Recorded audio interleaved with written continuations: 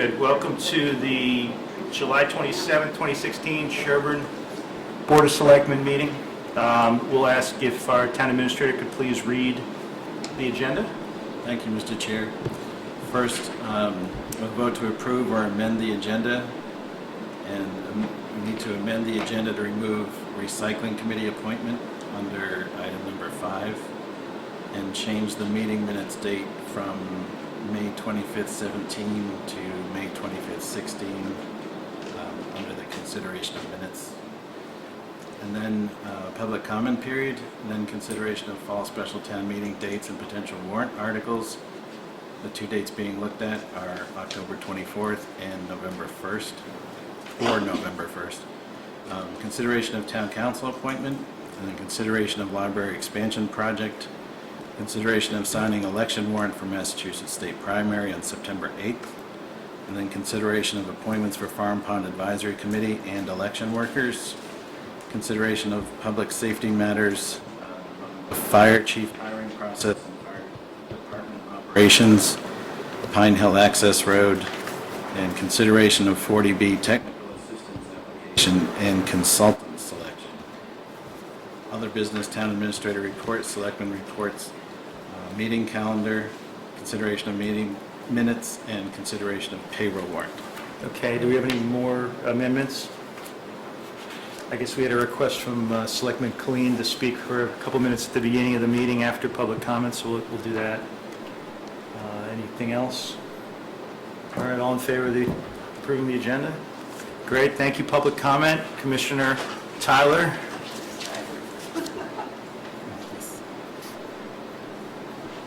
Good afternoon. Susan Tyler.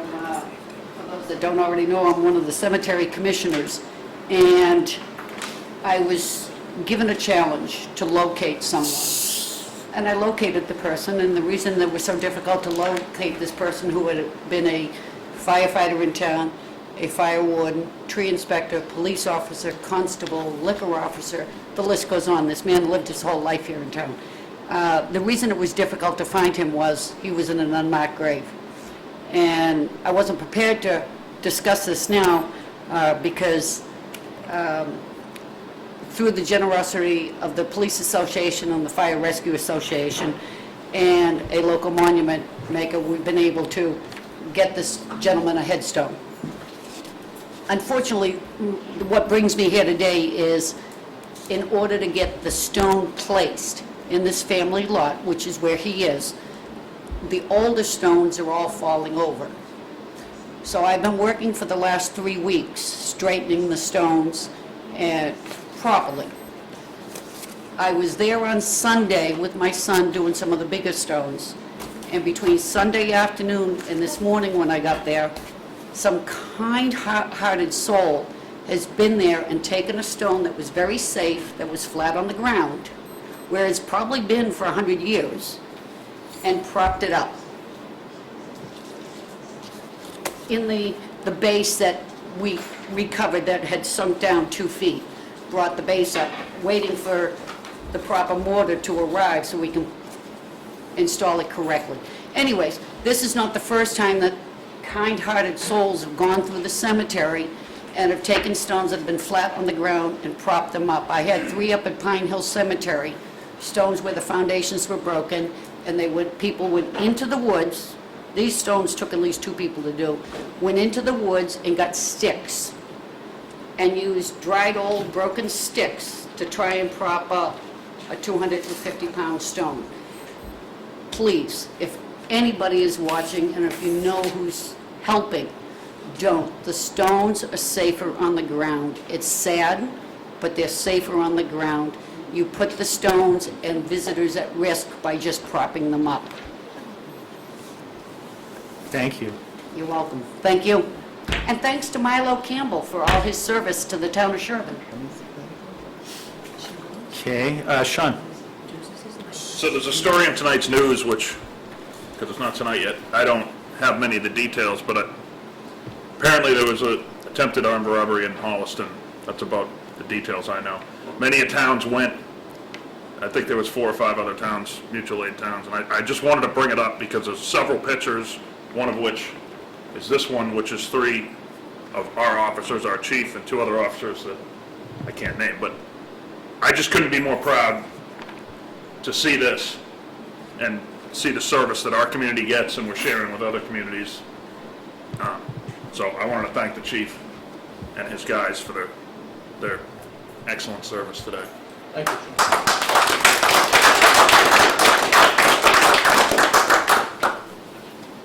That's excellent. Next, Turn a little more so the Sherborn badge was more visible, that would have been. Well, you told him I was going to pose it. he is the one looking at the camera of all the people in the picture. It does look like they were posing. There's a reason for that, Mr. Chairman. I'm sure there is, and I'm sure it's a legitimate reason. Okay, consideration of special town meeting dates and potential warrant articles, and I guess we had 2 dates in consideration, October 24th, 2016, or Tuesday, November 1st, 2016. I don't know if somebody wants to make a motion or recommendation of a date. Those 2 dates were what were brought up last time, and I just recommend October 24th to be as far away from the election as possible. Okay, and you think that leaves us enough time to get done what we need to get done and advisory needs to get done? We're putting together the timeline right now with the advisory, and the special town meeting is used to a more quick process than the annual town. Yeah, I know Mary had said, she's here, I think she'd said leave it at the end, leave it as close to the end of October as you can, right? So Yeah. the 24th is okay with Yeah, that's fine. advisory? We'd prefer the earlier rather than the November date. Yeah, okay. Do we have any sense of, is the turnout greater on a Tuesday rather than a Monday, or is there a pattern? The November 1st date is a Tuesday. I'm just thinking of people that are away on a 3-day weekend, but probably not. They would have had the weekend before for their 3-day weekend though, so it'd be okay. So, 2 weeks after Columbus Day. because I'm a little concerned about getting a quorum. I think this is going to be a fairly limited agenda. Oh, I bet we get a quorum for the item that we know people want to put on there. That's just my guess. Would you entertain a motion then to set October 24th as the date of the special town meeting? We have a second on that? Okay. Any discussion? All in favor of setting that date as a special town meeting? Great. Did we want to discuss potential warrant articles? David, you had proposed certain ones. I don't think we have to make a final decision tonight. No, my intent is to start putting them in the checklist form like we have in the past, but a number of the articles, one was expanding the Board of Health from 3 to 5. I think you talked about that last time. There was another one for the ceiling and door height increase at Station 1. Then another one that was mentioned was changing the appointment procedure for the Land Acquisition Committee. I don't know if you were thinking that that would go to an annual town meeting or a special town meeting, or how discriminating we're going to be about allowing articles on the fall special town meeting. So there are a number of articles that have been kicked around. You want me to read those, or just wait to discuss them when we put a checklist together? I'll leave that up to the board. If you think there's value in going through this list, you just mentioned 2 that aren't even on your list, so. Right. I mean, we might be better off getting just an outline from you of every, sort of the inventory of ones that you think are out there and Yeah. having that discussion. Yeah, I prefer to bring the checklist with them all in there as placeholders for the next. Okay. And I guess we have language though on the 3 to 5 because that's language the citizens petition had prepared. Right. So you could include that in the checklist anyway. For public interest, it's probably worth, we're all staring at something and they're all wondering, what's on the list that you're not talking about? Yeah. Maybe he should just read through it, at least. These are, I'll read down. Go ahead, through. go ahead. These are ones that have been mentioned. These are ones that have been mentioned since the annual. David, I think the town mic's meeting. not They can't picking hear us you. up, and I noticed that with mine too, it's a little harder. Okay. So one is increasing the Board of Health from 3 to 5 members, and then changing Board of Health from elected to appointed, adopting Title V standards, creating Board of Health Director position and bylaw, combining positions of collector and treasurer into collector treasurer, building improvements up to $300,000, technology improvements up to 230,000, and then the other two that I mentioned. Okay, Can I ask a question? yeah.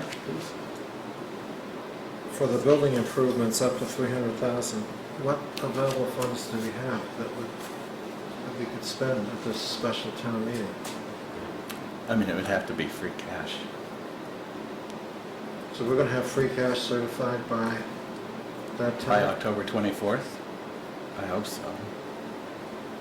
We Well, don't it's have a something- finance director, but It's something that I and the board have been asking for, to have free cash certified that early. right. It's never I think last fall we did pretty good at getting the free cash number early, and then it was. I'm not sure I'd an use issue last with the fall as audit. an example of the free cash certification. Yeah, it ran into some other issues, but in a perfect, So the idea would be to get our free cash number and then to spend the free cash at the fall town meeting?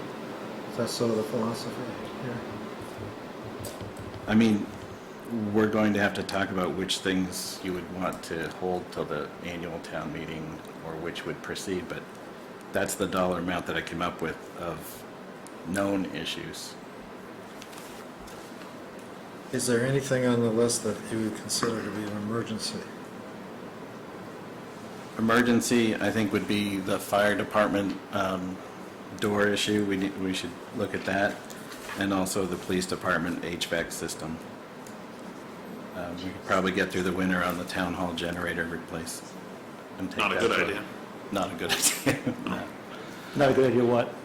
Why? Not a good idea to do what? To Wait on the not generator. do the generator. I mean, you have the opportunity to do things. You don't always just wait because it's, Not, Yeah, I guess the idea of getting a special town meeting to spend $500,000 on capital improvements that we didn't bring up at the Springtown meeting is also maybe not a good idea. well, the fact is, some of them we would have loved to have brought up, but there's always a rush to try to bring things into the Springtown meeting, and there's a lot of work that goes behind it. We're understaffed trying to get that work done. So to cycle it on a 6-month basis isn't a bad thing. Some towns do that. Some towns have a fall town meeting for those kinds of items and a Springtown meeting. I would for- propose that these are all things that we knew about. Oh, absolutely. We knew about the generator. I came here in the middle of a blizzard and turned it back on. So if you choose to wait, you could at least get the approval on the article or the item, and are we able to use, if we picked a different date, are we able to use a presidential election ballot as a Sherborn ballot for articles? No. It's already too late. Too late, yeah. Actually, that's not true. that's a good point, though. We don't want to have a separate special election just to approve the Yes, I exempt Prop 2.5 on capital items. Carol, you had another I thought? misspoke to Sean's question. It's actually, I misspoke on that. It's the first Wednesday of August, so I think that's August 3rd. That's when we would have had to have the town meeting. That's when you have to have the It's not. question to the secretary's office. Yeah. So, Just about too late. Okay. I guess it's 3 days. A 3-day special town meeting? No, 3 days to get the, 3 days to draft the language.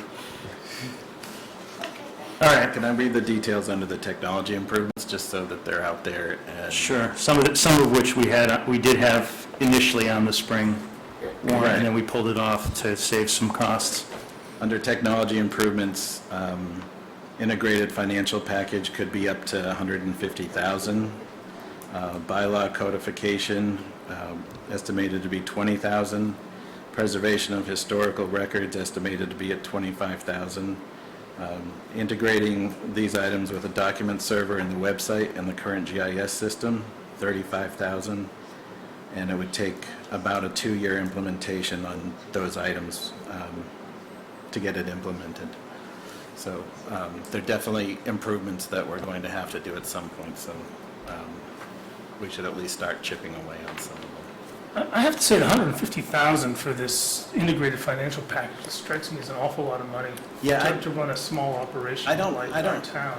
Yeah, I don't have a quote right now. It could be like 60,000, something like that. But some of the numbers I've seen on other towns, they're recoding their history. So they're basically paying somebody to come in and go through all their old data from one system, recoding it into their new system. And that's really what drives up the price, and takes a long time. When I talked to Suzanne, our finance consultant, she said there's no point in preserving our past data beyond what. So we would need to spec out this system, look at multiple bids, and be ready to present that on October 24th. There are only, there are I probably think only that's- two that's a- vendors that's I a would hard even thing to do. consider. Especially with it such a big spread, I'd be concerned about throwing up something that isn't Right. ready for prime time. Yeah, David, if you put this checklist together and you put a column in it that says defer to spring, we could have a discussion in which we decide in the first instance, is this something we support? In the second instance, is fall the time to bring it up to? Right, yeah. That would Town be meeting. really helpful going into talking about items for, capital budget committee and advisory. Mark, you have some experience probably on these kind of financial management systems, or at least some familiarity with them? Yes, in the commercial world. I mean, does it make sense to, I know you've already bit off a lot of tasks for the board, but do you want to be a liaison with David to try to figure out what the town needs? I know David's going to have the Sure. sort of the I insider suspect we have perspective, to- but yeah. you've got a different perspective. And we might be able to hunt down some people in town who really know about Okay. these things. Yeah, I mean, there are basically 2 or 3 popular municipal systems that we would want to go through. So, getting quotes from, if they're a state vendor, then we could just take something forward. But if we do have to do a quoting process or an RFP process, we'd be past the October 24th. Right. Okay. Do you have, are there others? I think that was it, right? I think that was all. So you mentioned 2 that weren't on here. One was the fire department door. What was the other one? The fire department door, and then I had an email from Frank Jenkins saying that it was at the request of the Board of Selectmen to revise the membership appointment procedure to the Land Acquisition Committee. I think we'd had a We discussion had at that one point discussion. about the fact that we have an appointee on that committee who's not on the Board of Selectmen, and there's some question over whether that appointment is valid if they're not a current member of the Board of Selectmen. So the Okay. suggestion was, if we wanted to bring to town meeting a different way of selecting the members of that committee, assuming that committee continues to exist. I think the idea was to say or designee, so that you didn't have to be a member of The the current board. member, or That was the idea, but it would affect the other appointing authorities, so it's something I think we should find out what other people who are involved in the committee feel about it before we go forward. But the designee would still have to be appointed by the Selectmen. Yeah, It would still be- appointed, but not necessarily a member of the board. Right, if you remember, we did not appoint anybody right. this time around. And the thinking was, enough of the board members didn't feel comfortable appointing somebody who wasn't on the board. Mhm. And also, if we did appoint somebody who wasn't on the board, question the validity of that appointment, so. Yeah, I remember that now. I wasn't realizing there was the same thing. And then for the fire department, that's considering an article for the ceiling and door height increase at Station 1. We would need to have Neil McPherson in here to talk about that as well, and Sean. Do you have any idea what that's John. about? You want to talk about it right now? I can briefly say that the ambulances come at a standard height, and our fire barn is not, some of the doors, maybe one door is okay, but the others aren't, Well, or accommodating I guess we a could talk standard about it height now. ambulance. yeah, let me just be, before everyone gets confused. When we rebuilt that station, we left a piece of that station. We've regretted it since we did it. The ceiling height is incredibly low in the bay where the ambulance is and the next bay over, because it's the original ceiling. It has no structural impact because they built a building up over it. So, A, we can't even get a normal chassis ambulance in there. So while you could shorten one, it costs more money, and it's not really desirable.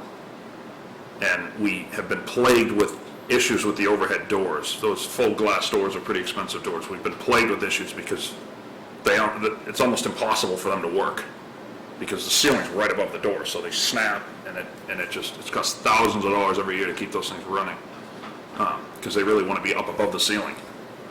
So before we were at the point where the doors almost can't be repaired anymore. They're just going to fall off. We're going to buy a new ambulance, and we'll have a door laying on top of it, which has actually happened with that ambulance. So while we need to fix the doors, we need to fix the ceiling at the same time. And do we know what kind of cost that all is, Sean? I don't want to speak out of tune. There's a couple differences. I mean, several of us think it's less than 100,000, but it's more than 10 or 20. And then you have to net it out against the additional cost that you would have to pay for a shorter ambulance. And now you're Right. applying that towards an Yeah, there was improvement. heavy costs with that, and part of that job is the doors that ultimately have to be replaced within the next year anyway. You can't dig the floor a little No, lower? you really can't, because we have a flooding issue, because the building's actually too low compared to the wetlands across the street, All right, great. so. And there's no room for the ambulance in the other fire station? Well, there is, so there's not a risk that the ambulance is gonna show up, and we have no place to park it indoors, and we're just gonna leave it out in the front.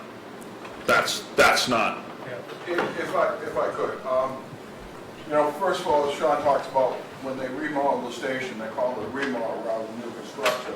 In my sense, playing a little bit of the contractor scam. They don't want to go through the full permit process. The original fire station was built in '55, to give you an idea of what it was trying to accommodate. New ambulances, the standard size truck is 115 inches in height, and our doors are only 112. We've been having a lot of discussions and purchasing and putting an order together for new ambulances, what direction we go. We are looking at our different options. Part of the problem that you have with putting it up at Station 2, the Station 2 is just a giant garage, so I'm going to have guys sleeping at Station 1, and the tone goes off, they have to go downstairs, hop in a vehicle, drive to Station 2, to get in that ambulance, and go. It just doesn't make a lot of sense. So we're looking at multiple options. The other side of it, as Sean talks about, we've talked about a modified reduction in height, which is some more money, but we also look at, we're buying a truck, an ambulance that's a 10-year life. And the standard height in the back of it, inside the truck itself, is 72 inches, 6 inches. So that's, roughly 6 feet. You start reducing it, it's making it a little bit more cramped and more difficult for the people working in the back of that truck. So, so that, we did look at shifting one truck up there, but the ideal situation would be to, correct the situation we've had at this station and make this station more versatile, because now we're putting all our attack trucks in one station that we have no parking for, by the way. You ever go up there on a drill night and you see cars on either side of the street and very limited parking. So these are all factors that need to be considered in this. So. Nancy, you have a thought on this? If you've got these items that are important to fund at the county, do they rise from authorizing the borrowing? And what about whether you have your free cash certified or?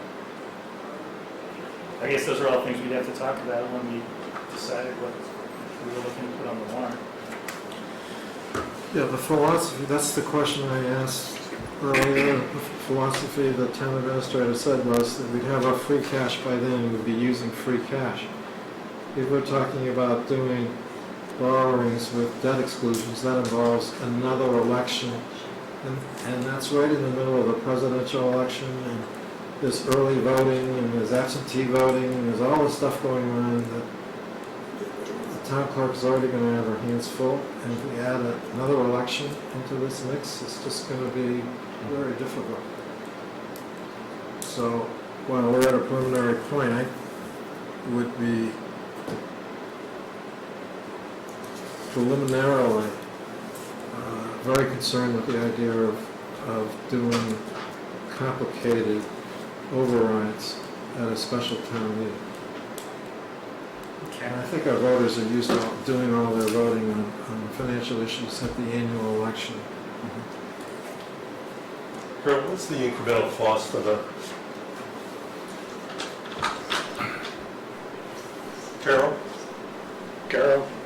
I'm sorry, I had a question here. What's the incremental cost of an additional election for a 2.5 override? Just the ballpark. Oh. 3,500, Okay, so maybe I 4,000. just want to get a sense of the order of magnitude. Thank you. Town meetings are cheap, town elections are expensive. Are we going to have an election anyway because of the changes on the Board of Health? Good point. It depends on how you want to do that. If it passes at the town meeting in the fall, then it'd be on a ballot at the annual. You don't have to have a special election. But the annual is after, the annual elections,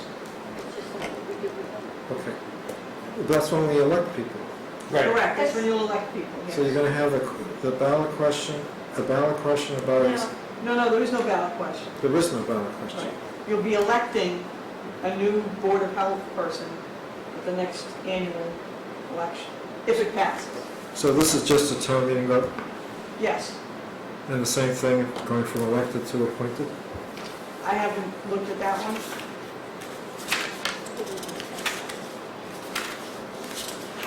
Okay, we're getting down the road on specific questions about articles, which we said we were going to try to save until we had a fuller presentation, but okay, Carol? I just have I was going to address Paul's question, but it sounds like you don't, you're going to go on by that. When will you open and close the warrant? I think the sooner people know that. That's part of this whole calendar, which David's going to come back to us with on August 10th. Is that our next meeting? Yeah, I'll send the timeline out to the selectmen as soon as it's done. But I would guess it's probably, the month of September or the middle of August till the end of August or something like that. It's not going to be a long, It's period. difficult because you have a lot of the population that's not here until schools open again. yeah, I know, we did it 2 years ago though, and we didn't have any choice, so I think we'll be able to handle it this year. Mary, you had something to add? I did, I just wanted to add, from advisory's point of view, that one of the reasons that we're in favor of the October 24th date is because we're done before that with our hearing, and that gives us an opportunity to work on guidance for FY18. And if there's a lot, so we're going to be looking at not only free cash, but capital purchases from revenues, and then, debt exclusion. So if people have the idea that they want to eat up all the free cash now, they just might want to think about that. That's all. Okay, great. So should we move on to the next item, which is appointment of town council? David, you want to walk us through this? Yep. Going to recuse myself. Okay, thanks, Paul. Annually, the Board of Selectmen appoints counsel. Our counsel has been Barbara St. Andre since January with the law firm of Koppelman and Page. Koppelman and Page is now known as KP Law, and this contract would be for the current fiscal year. The term is for 1 year expiring June 30th, 2017. The rate is an increase of $5 per hour to $1.90 per hour, and the retainer is unchanged at $65,000, which is the same as the FY15 retainer. You also pointed out that the rate is $5 less than the FY15 rate. Oh, I'm sorry. Yeah, the rate is $1.90 per hour, an increase of $5 over FY16, but it's still $5 less than the rate we were paying in FY15. Okay. The primary attorney continues to be Barbara St. Andre, and she's in attendance tonight. And a full RFP process was put on hold that was discussed early due to resources and timing and immediate matters that were in the queue with the current council. And we've had general satisfaction in the first 6 months with the new firm, and their plate has been full across the board.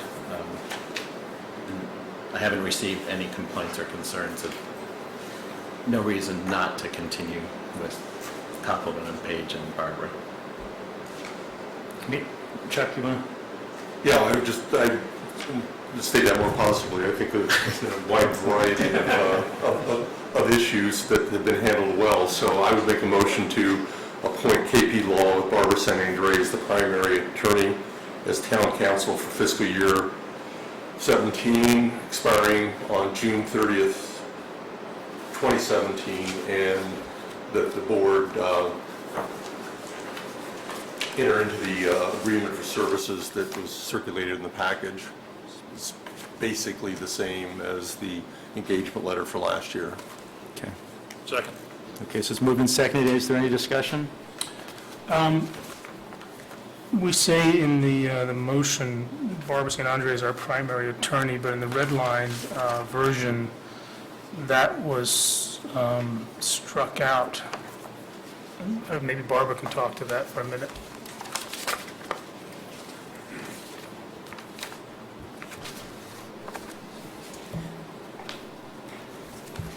Thank you, and just for the record, Barbara St. Andre from KP Law. So the reason it was struck is that KP Law doesn't use that language in contracts when they do contracts. We tried to keep basically the same contract as we had used before, which was from a different law firm.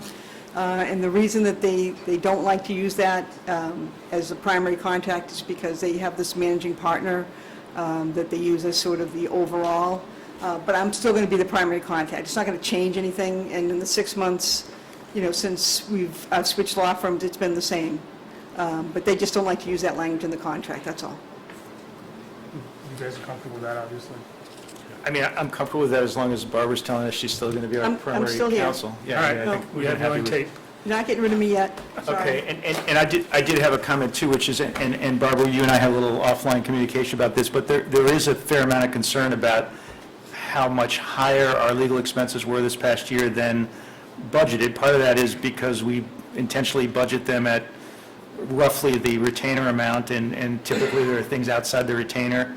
Part of it was we had a lot of things that your firm and others worked on this year, including negotiations, litigation, 40B advice, Board of Health advice, public records requests, to the extent that those aren't within the scope of the retainer. But I do think it will be important this year going forward to have a real good line of communication about the burn rate on different legal matters, and maybe, I don't know how much updating you're doing with David in terms of cost, but maybe a more regular report to the board, David and Barbara, on sort of where we stand with budget matters, what we can do to trim costs if need be, and maybe, it may come down to some priority setting at some point if there's enough, litigation and other things going on that we feel strained by it. But I mean, I have appreciated working with you the past couple of years, and I think you've worked really well with the town, and we've gotten great service from you and from your colleagues, so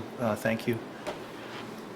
Thank you, Mr. Chairman, and you're right, it was a very unusual year in terms of the volume of issues that came up. I'm hoping that it won't happen again this year, but we never know until we get there, and certainly look forward to working with the board and David and Diane to do whatever we can to try to keep within the budget, although I sometimes feel like we're kind of like the snow and ice budget, and that, as you say, it's usually kept pretty low in the hopes that we have a good year. So we'll hope we have a good year. And again, I want to thank you all for your kind remarks, and we look forward to working with the town for another year and providing you with the highest possible level of service. Well, we have to vote first, but I think it's probably going to be okay. I have one other question. I'm Yeah. sorry.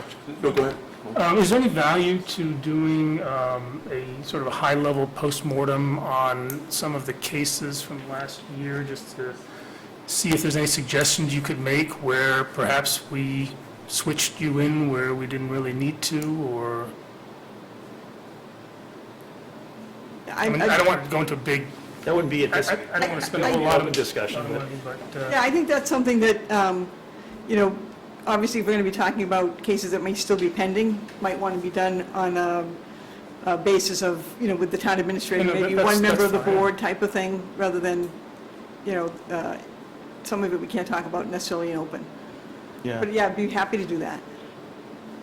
Yeah, I mean, and I can think of at least one item, actually, and it was with your prior firm, where I thought we may have spent too much time and energy on legal, given the task, but that's okay, we can work that out, too.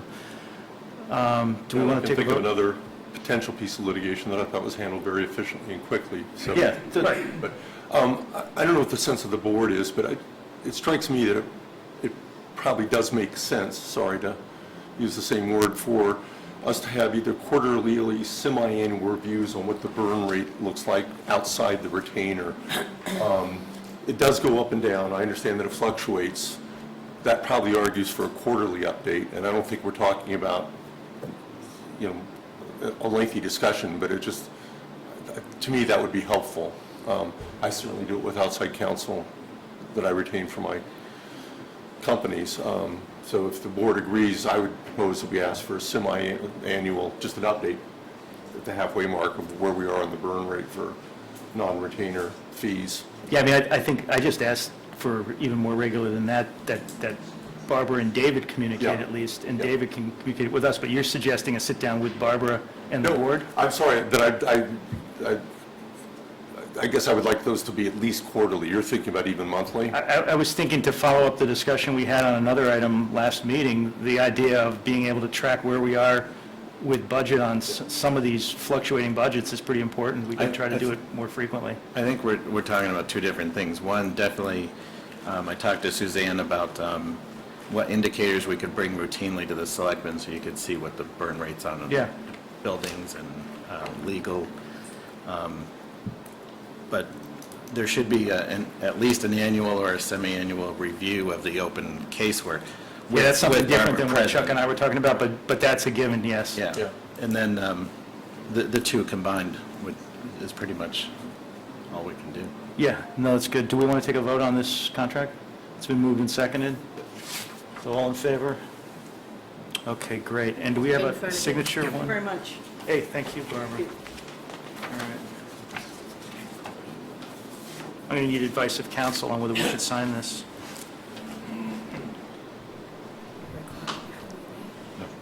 Okay. I'll send it this way and then the other way. Okay, next item on the agenda is library project. Does somebody want to call Paul back in, please? Thanks, Peter. I wasn't sure if I was going to be projecting or not, so I grabbed the hard copy. We have no technology today other than, That's okay. we have a handheld movie camera. Hopefully everybody had a chance to take a look at these. Yeah, let's see.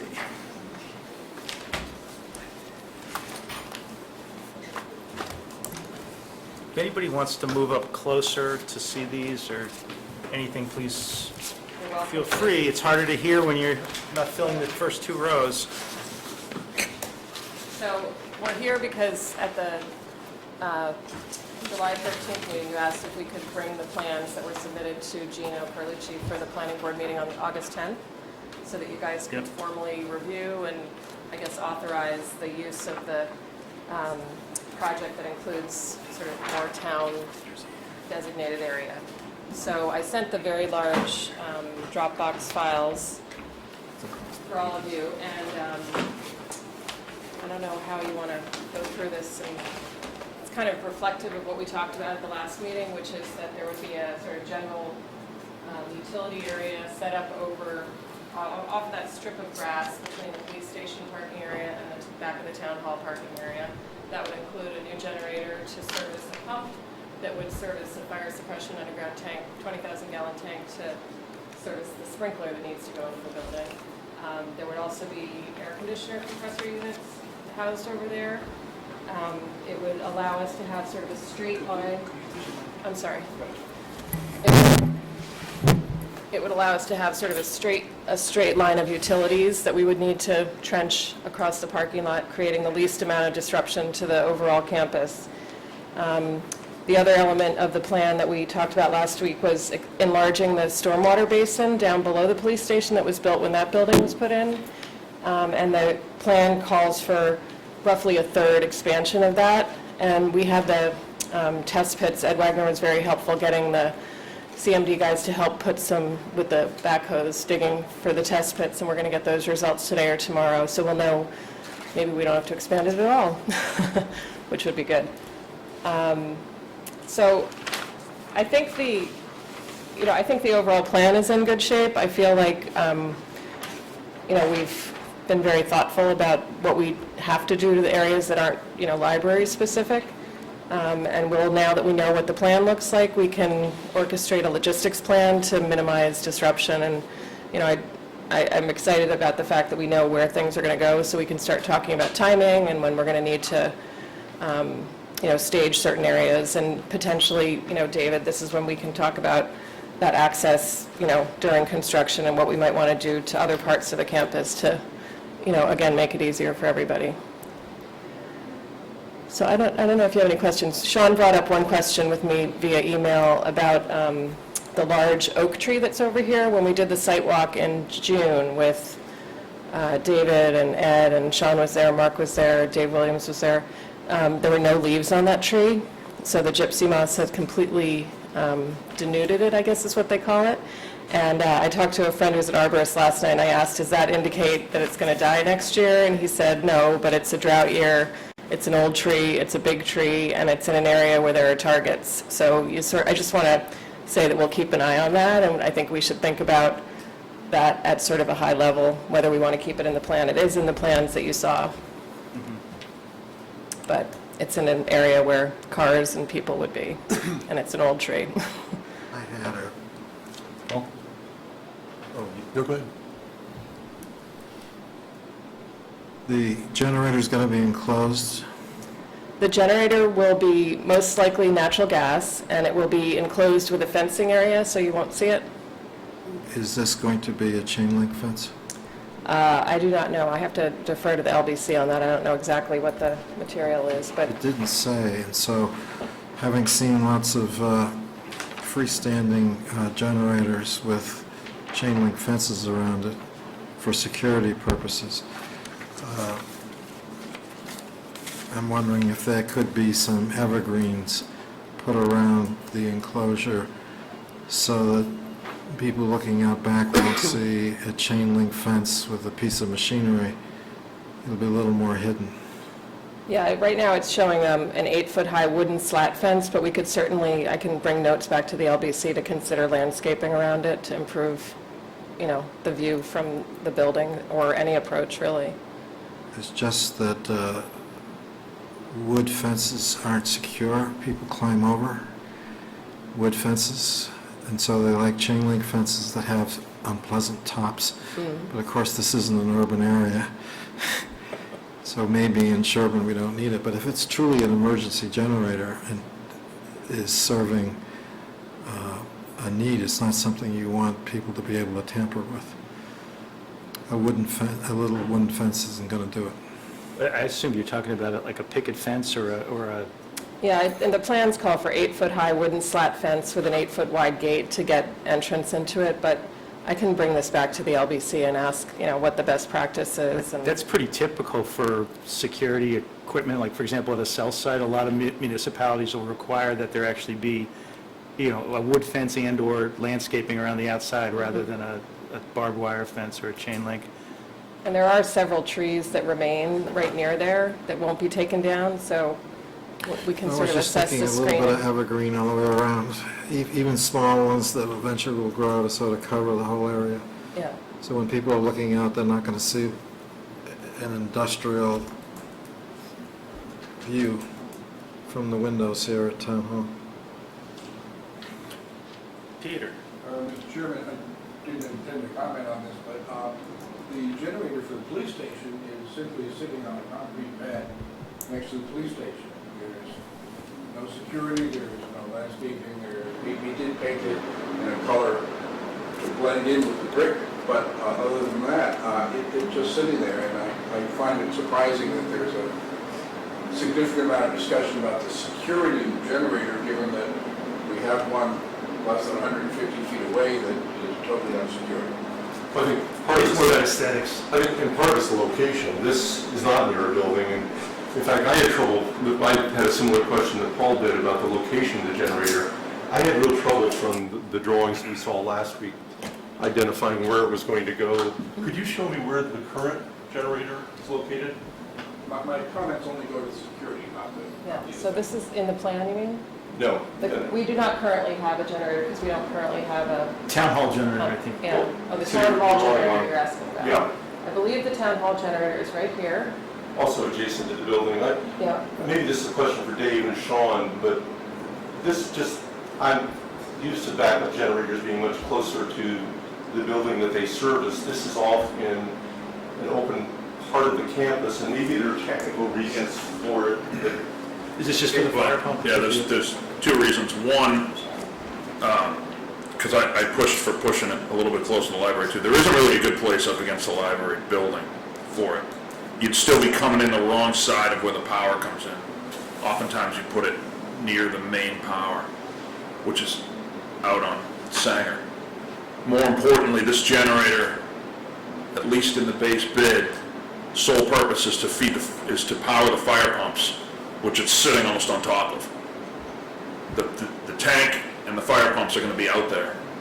So instead of running the power all the way into the building, just turn around and come back, or across the campus. They're utilizing one area. There's also the issue with the site utilities are so compact back there that we really, it's not cost effective. It's a pretty high risk to have the library trenching multiple different locations. They have to cross water lines, they have to cross sewer lines, everything else, so that they've combined everything in one location so that they're probably going to be hammering through ledge and everything else as they try to get back up to the building. Does this impact our ability to use that area of the campus in the future? I mean, it's just odd to see a generator that far away from the building that it's servicing. I think there were some setback discussions that, wasn't there, I might not get this right, but there was some distance between the building and the generator that was required, and without that, there was a stack requirement for, if you put it right next to the building, you'd have to have a stack that exceeded the height of the building by something like 10 feet. At least with diesel. I don't know if we hashed that out with natural gas. Yeah. But this is way more than 10 feet. Yeah, well, they were actually pinpointing it between these two buildings, not the library. As it came down the hill, it ended up closer to town hall or the police station, so they almost triangulated away from the two. Peter makes a good point. I mean, a generator right next to the police station where it's visible and you got people coming and entering the building is very different. This is really set off in an area on its own, and I just, it may be what's all that we can do, but it just concerns me that it's not part of, I don't want it to impact our ability 20 years from now from doing something in that area of the campus. I think one of the things that came up at the last meeting was the fact that there, the underground well is there, which was concerning, which is why the plan calls for natural gas. But I think Sean may have raised that there's really not much you can do in that area from a building standpoint at this stage, with the well that close to it. And so this seemed like sort of a tight way to use some of the available space on the broader campus. There's almost nothing you could use that space for, even if the well wasn't there. It's not very far from the septic tank for this building. It's not far from the septic system for this and the police. I mean that. And there's a almost high water completely useless table, piece of yeah. land they're using between the two. It's about the only portion they have. It didn't infringe on the Costa property. My main concern before was doing any work near the well, and I think they've vetted that with DEP. But there's essentially nothing else you can do. The tank, I guess you could pave over that tank if you wanted to, if you really wanted to connect those two parking lots. But generator, we did look at putting that generator, sharing that generator, which became really more complicated than anything, sharing the generator and/or trying to put it next to this building. Sharing the generator was complicated for more than just cost reasons? Yeah, just the design-wise, and then what that might entail for the fire suppression here. I mean, the generator is doing more than just powering a building. Here, and there, it's just, it's strictly for fire code, so you have to follow the NFPA standards first and foremost. So you get into a campus issue where you have two different buildings, different rooms. You can have an elevator in this. Can we keep the discussion between the board and, You can have an elevator in this building, right? In the new I'm sorry? There's going to be an elevator In the building? In the building? Yeah. Will the generator have to power that in an emergency? There'll be emergency service to the building, but it won't be at the level of a comfort station. But it'll be sufficient to do that. okay, any more questions? Nancy, can we just ask you not to have a separate conversation while we're in the middle of a discussion here? Well, then make it public if you want to ask a question publicly, please do that. I was asking where the septic thing, there's a plastic thing out there, I forget what it's called. Like the manhole type things that we're talking about? Manhole. Oh. Okay, what they call that in the process of the septic. D-box? The D-box? No, The digestion tank? that thing. Okay. Right. There's a structure there, the structure that services the septic. Okay. Oh, And I was that's asking- further down the hill. further down the hill. My question is, because we've made several proposals about an access coming in there, does this make that impossible? I don't know how much of that land this takes out of the roads. I think you thought it Well, did not not that, be there's a round thing. From my look at the plan, I Across the thought we could process. still go a road in there. It's out here, I don't know why it's showing. That's exactly the question I had. The road that had been talked about or kicked around at one time is Yes. completely on the other property, so no. Everything's like that. Do you have to access it through there? and there's- This is going to be better to have a discussion where we can all kind of see. I know it's not ideal because we don't have our usual technology, but it would be good if we just let, all the thousands of folks who are going to view this video online see what's going on. Do you have the ability to project up there? I don't think so. 55 minutes. Yeah, but she, I have my laptop, I can put it up if you want to see it. I mean, What do you think? Is it, are we there seems to be a lot of questions and concerns, maybe you should. Okay, so if you set that up, we'll go on to the next item and then come back to you. Thank you very much.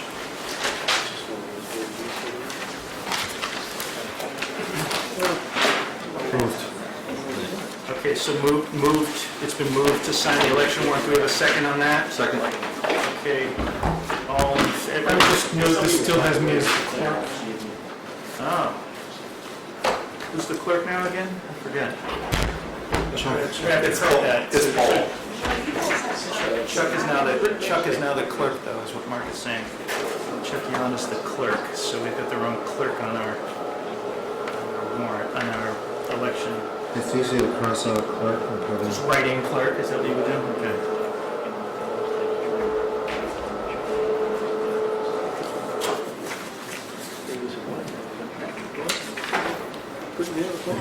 Good, okay. Thanks. So we have a vote? No, you didn't call for a vote. Okay, all in favor? All right, I just wasn't sure it was going to pass, so I didn't want to sign before it did. Well, we all want the people of Sherborn to be able to vote on election day. So it behooves us to sign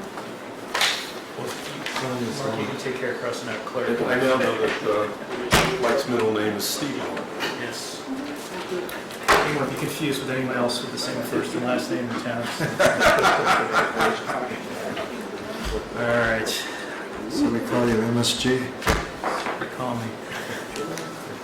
I'm sorry, so you're telling me that Mark Brandon's not the clerk? No. Chuck, it is your statutory duty every year to inform the town clerk of your elected chair and clerk. David, did you not do our statutory duty this year? I think we just did.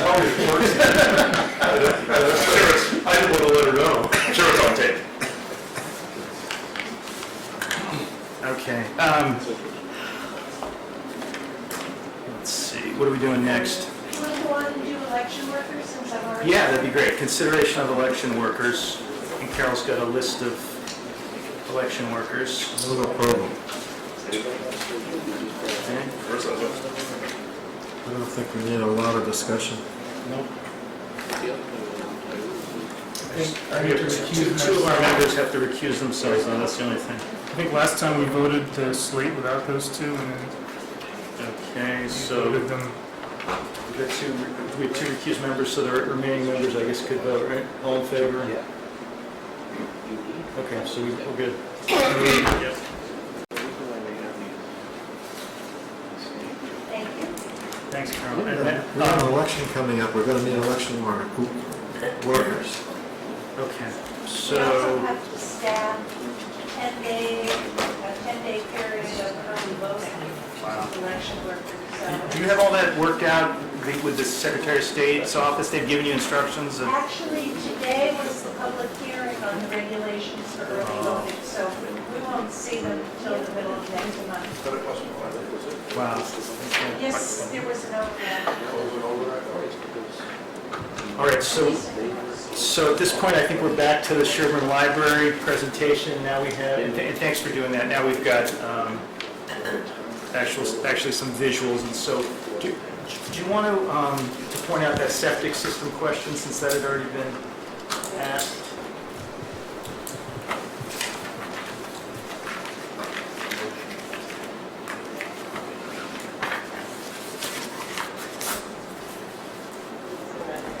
Yeah, just maybe for the people who are going to be watching this later, just to orient them. You guys have a pointer? Well, the arrow's doing a pretty good job, I think. It's gotta be lower down. Go to the site layout plan here. It's too high up on the map. Looks like there's an earthquake. Is that focus for everybody? Okay. All right, There we so go. here we are. So here's the police station right down here. The police station is right down there. We've got the town hall here. We're sitting right in here somewhere. Library's over here. And the expanded library comes out this way. This is the new children's room. This is the new terrace. These are the pathways that will be added. There's some new parking here that will be added. And then underneath here is sort of where all the trenching is going to go that we were talking about last week and again tonight in terms of simplifying the connections that need to happen to the building. Right here is the proposed new generator. I'm going to make this a little bigger here. Oops, sorry. So this is the new generator. These are the air compressor, whatever you call them, air conditioning compressors. And then this is an underground 20,000 gallon storage tank for the fire protection. No, this is a pump chamber, I'm sorry. And, is that right? Yeah. Tank's not- Tank is tank is way not down. Sorry, okay. The tank is where it's beyond? The tank is, They don't actually show it. They don't- Tank- They'll show it's, yeah. I think it's right here. I can go to another area, but basically the idea was to create this centralized area. The underground, or the well for the town hall is right here. There's a well house here. And there's a Wait, the stone. well, the well That's the neighbor's well. is the I'm sorry. classic well. Plastic, right? Our well's right here. I'm sorry. The big I X. can't see it. It's right there. Okay, right here. And then there's a stone wall along here. And Nancy, I think you had asked if, doing this precluded any potential access down the road. I don't think it does. I mean, it would, some decisions would have to be made, obviously, but I don't think that, it prevents you from going in one way or another down here. My concern was whether or not it made it too close to the bioclear system that's there. To the what, I'm sorry? The bioclear system Oh, okay, for the septic? for the septic. Can you show us where that is? It's not on there. It's about, I think, where the 10 is, on the 10-inch spruce. Yes, 10, it is. Right, here. To the right. right It's in here. here. The septic system's here, so it's not here. Yeah. So this is going to be concreted over, this will be a concrete pad. We're going to protect a bunch of the trees that are here, so that should help with it not feeling like a big, massive fence wall there. And I'll bring the note back to the library building committee about shrubs and aesthetics on that.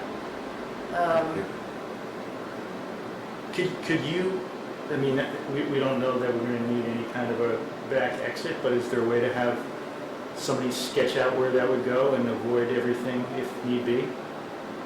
And just to prove the point that it's possible? I'm just... The back exit for, Well, if we ever needed to use another exit out to Solon Street, for example, during construction or any other time, as we've talked about many times, I think the question's a fair question, whether this site would make that impossible given the location of the septic system, the well, and the new equipment. It doesn't look like it necessarily would, but it might help to know that for sure. So this is the existing site conditions. So there's Here's the the septic well. system, you can see the septic Here's the system. septic system. I mean, I think there's still a lot of opportunity to go here. I'll flip back over if you want so you can see. We could, David, potentially some of the money that was earmarked to think about access, that could be a good use for that, to... We have been talking for many years about having a road that would allow public access to Town Hall from not just Washington Street, which is where we're limited right now, but also from so, Son. So, I mean, this is, So if the there's... idea is to have a road that comes up on the Caustic property and then it goes right over into the parking lot at the police station. Yeah, That would be for public use, because the current road now is closed and it's only for right. police use. So it doesn't impede, up here, it obviously impedes right here, but this is underground here, but probably you couldn't drive over it. So yeah, because when you flip back and forth, it's kind of hard to know exactly where that septic system was compared to the circle, for example. I think it's all sort of, the leaching field is all right here. But yeah, so the question is, do we have enough? Is there enough room for to squeeze something through with a normal 2, normal 3, turn? 4, 5, 6 Yeah. parking spaces wide? 5 car widths there. And you'd have to be able to turn around those leaching trenches though. Right, so that's... well, they're further down. They're further down. They're down. Middle of the spruce, yeah. Okay, great, good. Yes. The problem here is the different designs that we have here. The problem here is the different designs that we have played with through the years has taken us right where that hash mark is. And because the building, this building is there, you would have to come at an angle and you would have to cut across those 5 or 6 spaces. So what we had proposed in many iterations was coming up and coming right in where that hash mark, whatever that thing is, pump chamber. Right here? Yeah, right through there so that we would not be taking an angle at the police station. And also because of the various trees and things, that made no sense of where we were. So I guess the question is whether somebody, whether it's using this money or otherwise, can design a road that fits with that layout. Do we have to have the pump station right there? I'm sorry?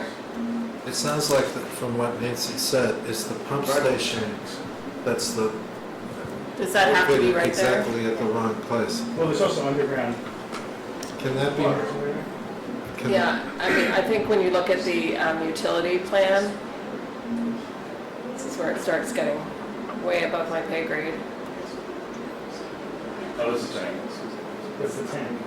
You can see all the necessary connections that need to happen, and so if you start doing it in this area here, we're digging up all the parking spaces, whereas with this plan, we're trying to simplify it on that grass stretch that goes through the middle, and then there's only this area here and a little bit in the front of these spaces where you're going to be. That's not on the grass stretch, that's right through the pavement.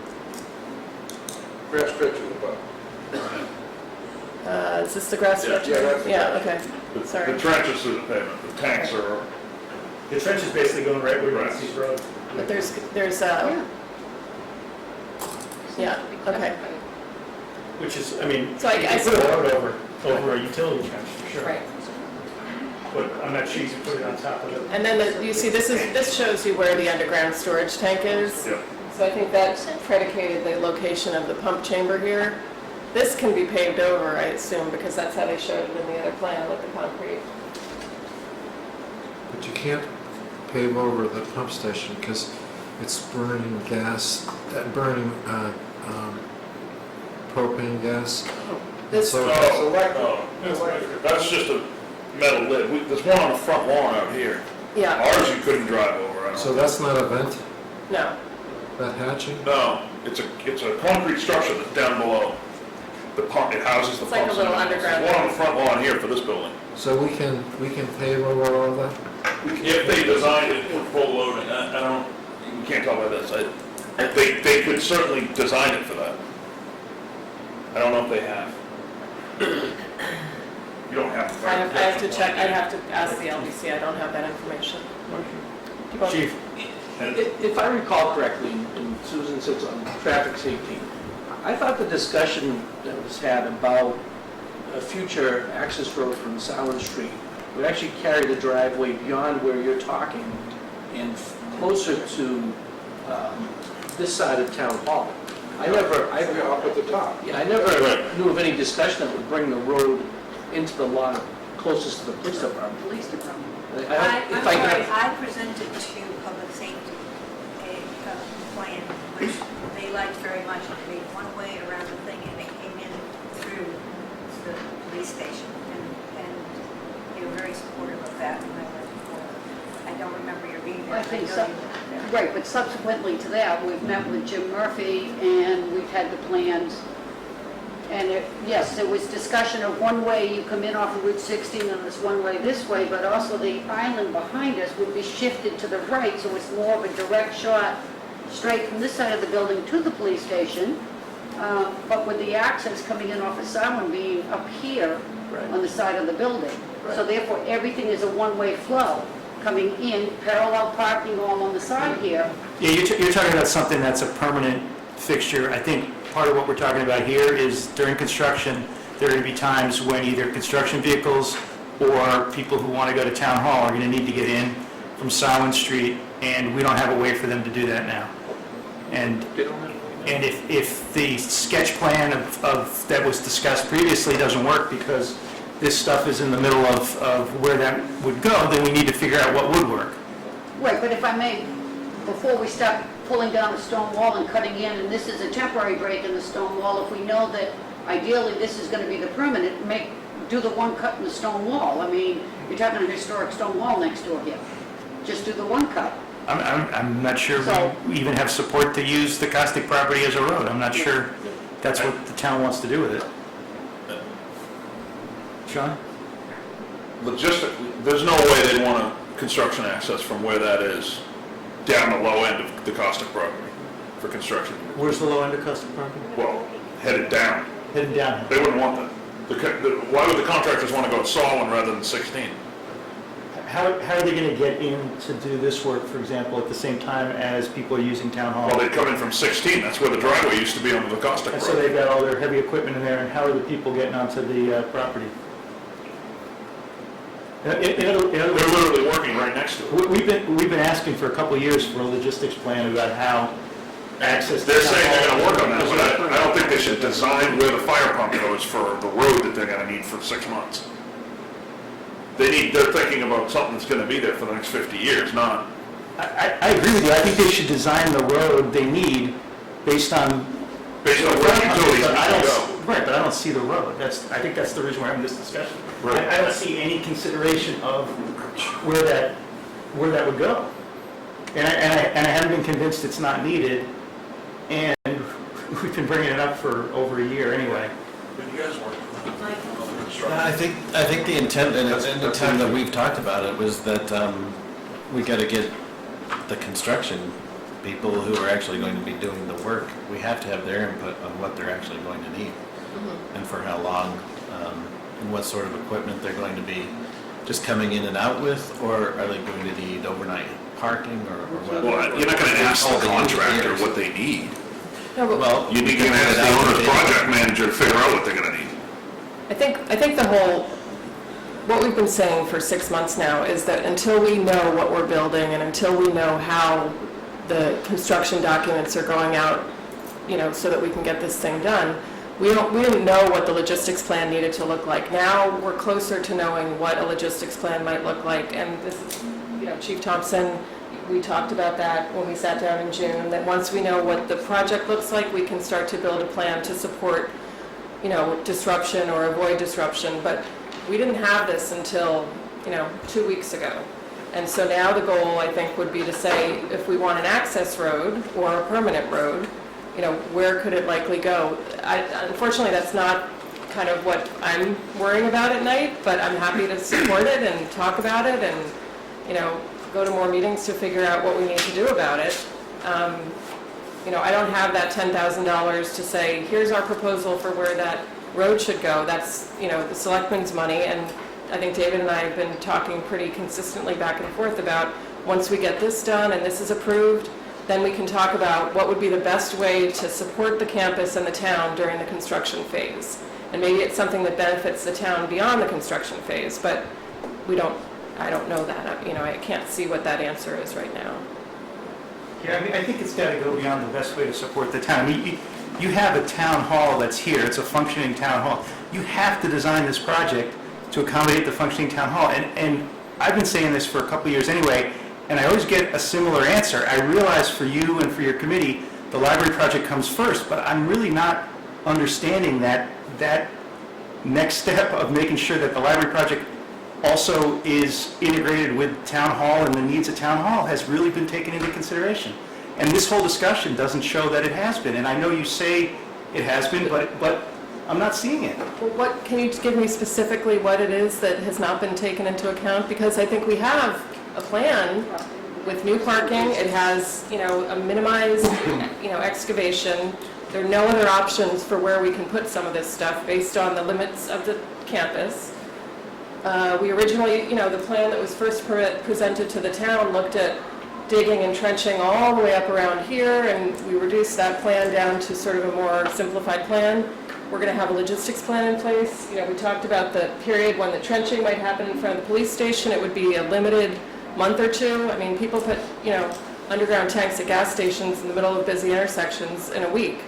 You know, so it's not going to be a full year-long disruption for where the excavation is going to happen. You know, my sense is that, you know, we're a lot closer to knowing where the disruption is, so we can now work to mitigate it. And I think we have been, you know, trying to incorporate the full town campus. We've had lots of meetings. Nancy? Oh, sorry. I think, Mr. Chair. if I could, I think I did answer to what Mike's asking for. One more drawing that would have shown, now that we have the physical, this is where things are going. What we don't have is a physical, this is where these guys are gonna park. Right. Wow, because it's not just the excavation. Once the site work gets done, there's, I don't know, 20 or 30 cars, there's trucks, there's materials that show up. And the excavation for the building itself is gonna be pretty substantial. That's obviously gonna be them using the back lot, not the back lot, but almost where the septic system is. Sean, that's an important issue, but it goes beyond the logistics of the construction. We're talking about permanent second access road. That's really what I'm more focused on. I'm less concerned about the logistics during construction because that will come and go. But I think what Mike is addressing is whether or not we can still have an access to Solomon, a road based on this design. Because I agree with Mike, I don't think that the Costic property, that there's a lot of support for, I don't think people want an access road going through the Costic property. I support an access road to the Costic property. Because it limits your use of the property. Go ahead, Paul. I don't think it does. The property's big enough to have a road down there. Let me just say, kind of change the tone of this discussion. I think it's clear from everything I read that you don't have much choice as to where this is going to go. And so I'm going to support the fact that this is where it really has to be. I think what we are trying to get comfortable with is that because you have to be there, we want to be sure that we can fit a road that will come out of the parking lot and swing down to Swan Street on a permanent basis, a road that's going to be there 50 years, or however long it is, so that people at the southern part of the town can get access to their town hall without having to drive all the way around through back streets and traffic and all of that. That's all really what it is. There used to be an access, it had to be closed for security reasons with the police department. We simply want to replace that road with another access. And it seems to me that there is a few places that we can cut a road in there. It just seems visually from this, I'm not an engineer, and I don't know everything that's underground, but it seems visually, I can imagine a number of places that a road can go in. Maybe not as advantageous as that location, because it may end up in the police department parking lot instead of the town hall parking lot. But it looks like there is a way to do it through the town hall parking lot, come around the generator and then drop to the south to Swan Street. So I can see a variety of ways of doing it. And I think for your purposes, you need to get this behind you because you have so many other things, and this is just one of many, many, many things here. There is no other place for them to put this. That's the reality. We pretty well vetted that, yeah. And it, Mr. Chairman? this is a good example of we're not quite sure what we want to be when we grow up. You're asking the library to back up and design a road that we've had 3 years to design ourselves. When did we buy the Caustic property? Someone could have put that on a drawing before they started. We did. We did. Did you hand it to them? Because it's not there. But that's not well vetted, I can assure you. I was in the public safety meetings when it was in there. We're sitting here amongst the parties that did it, and we can't decide which side of town hall it should come in on. So the fact is, we haven't engineered something, we're asking the library to engineer a roadway. We worked, I have minutes from the municipal campus extension committee where it was discussed. We had debates with Stacy and with Elizabeth and Jim as a mediator about this whole thing. And we said, okay, they ran out of money for design. They said, wait till we get to the design and then we'll talk about putting in the parking and all of that kind of thing. We had a taste today. We had a big truck that took up 4 parking spaces.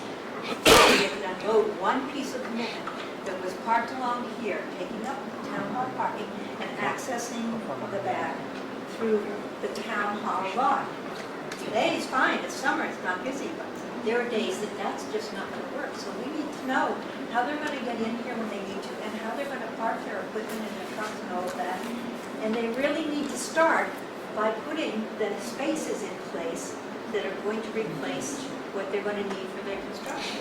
But you just changed the subject completely. No, but I'm saying. No, you couldn't complete, because we just flipped back to a road that the town wants, that I bet Ed Wagner does not have a drawing of. And I know that the library was not given a drawing of this road that doesn't exist. It went before this committee. And it would, DEP would definitely have to weigh in on putting a road right next to our well. So Nothing was done before. it's a pie in the sky thing. The town would have to vote to even allow you to do it. I understand. So that. temporary access around, I'm all for parking all the way around the town hall. I can't stand the parking lot here. I'd like it fixed. I'm also for letting the library project be the library project and not try to fix the roadway that we don't have. Yeah, Sean, okay, go ahead. First of all, I don't think, I mean, the town hasn't decided that it wants this road. That's something the town meeting decided and want to do. So there may be strong feeling for it.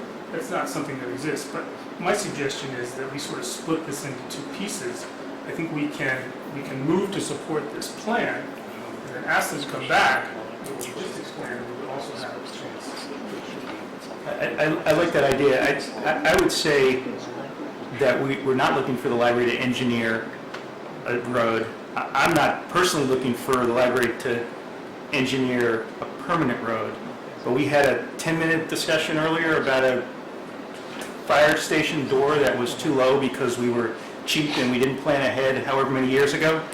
And I am afraid we might be doing the same thing here.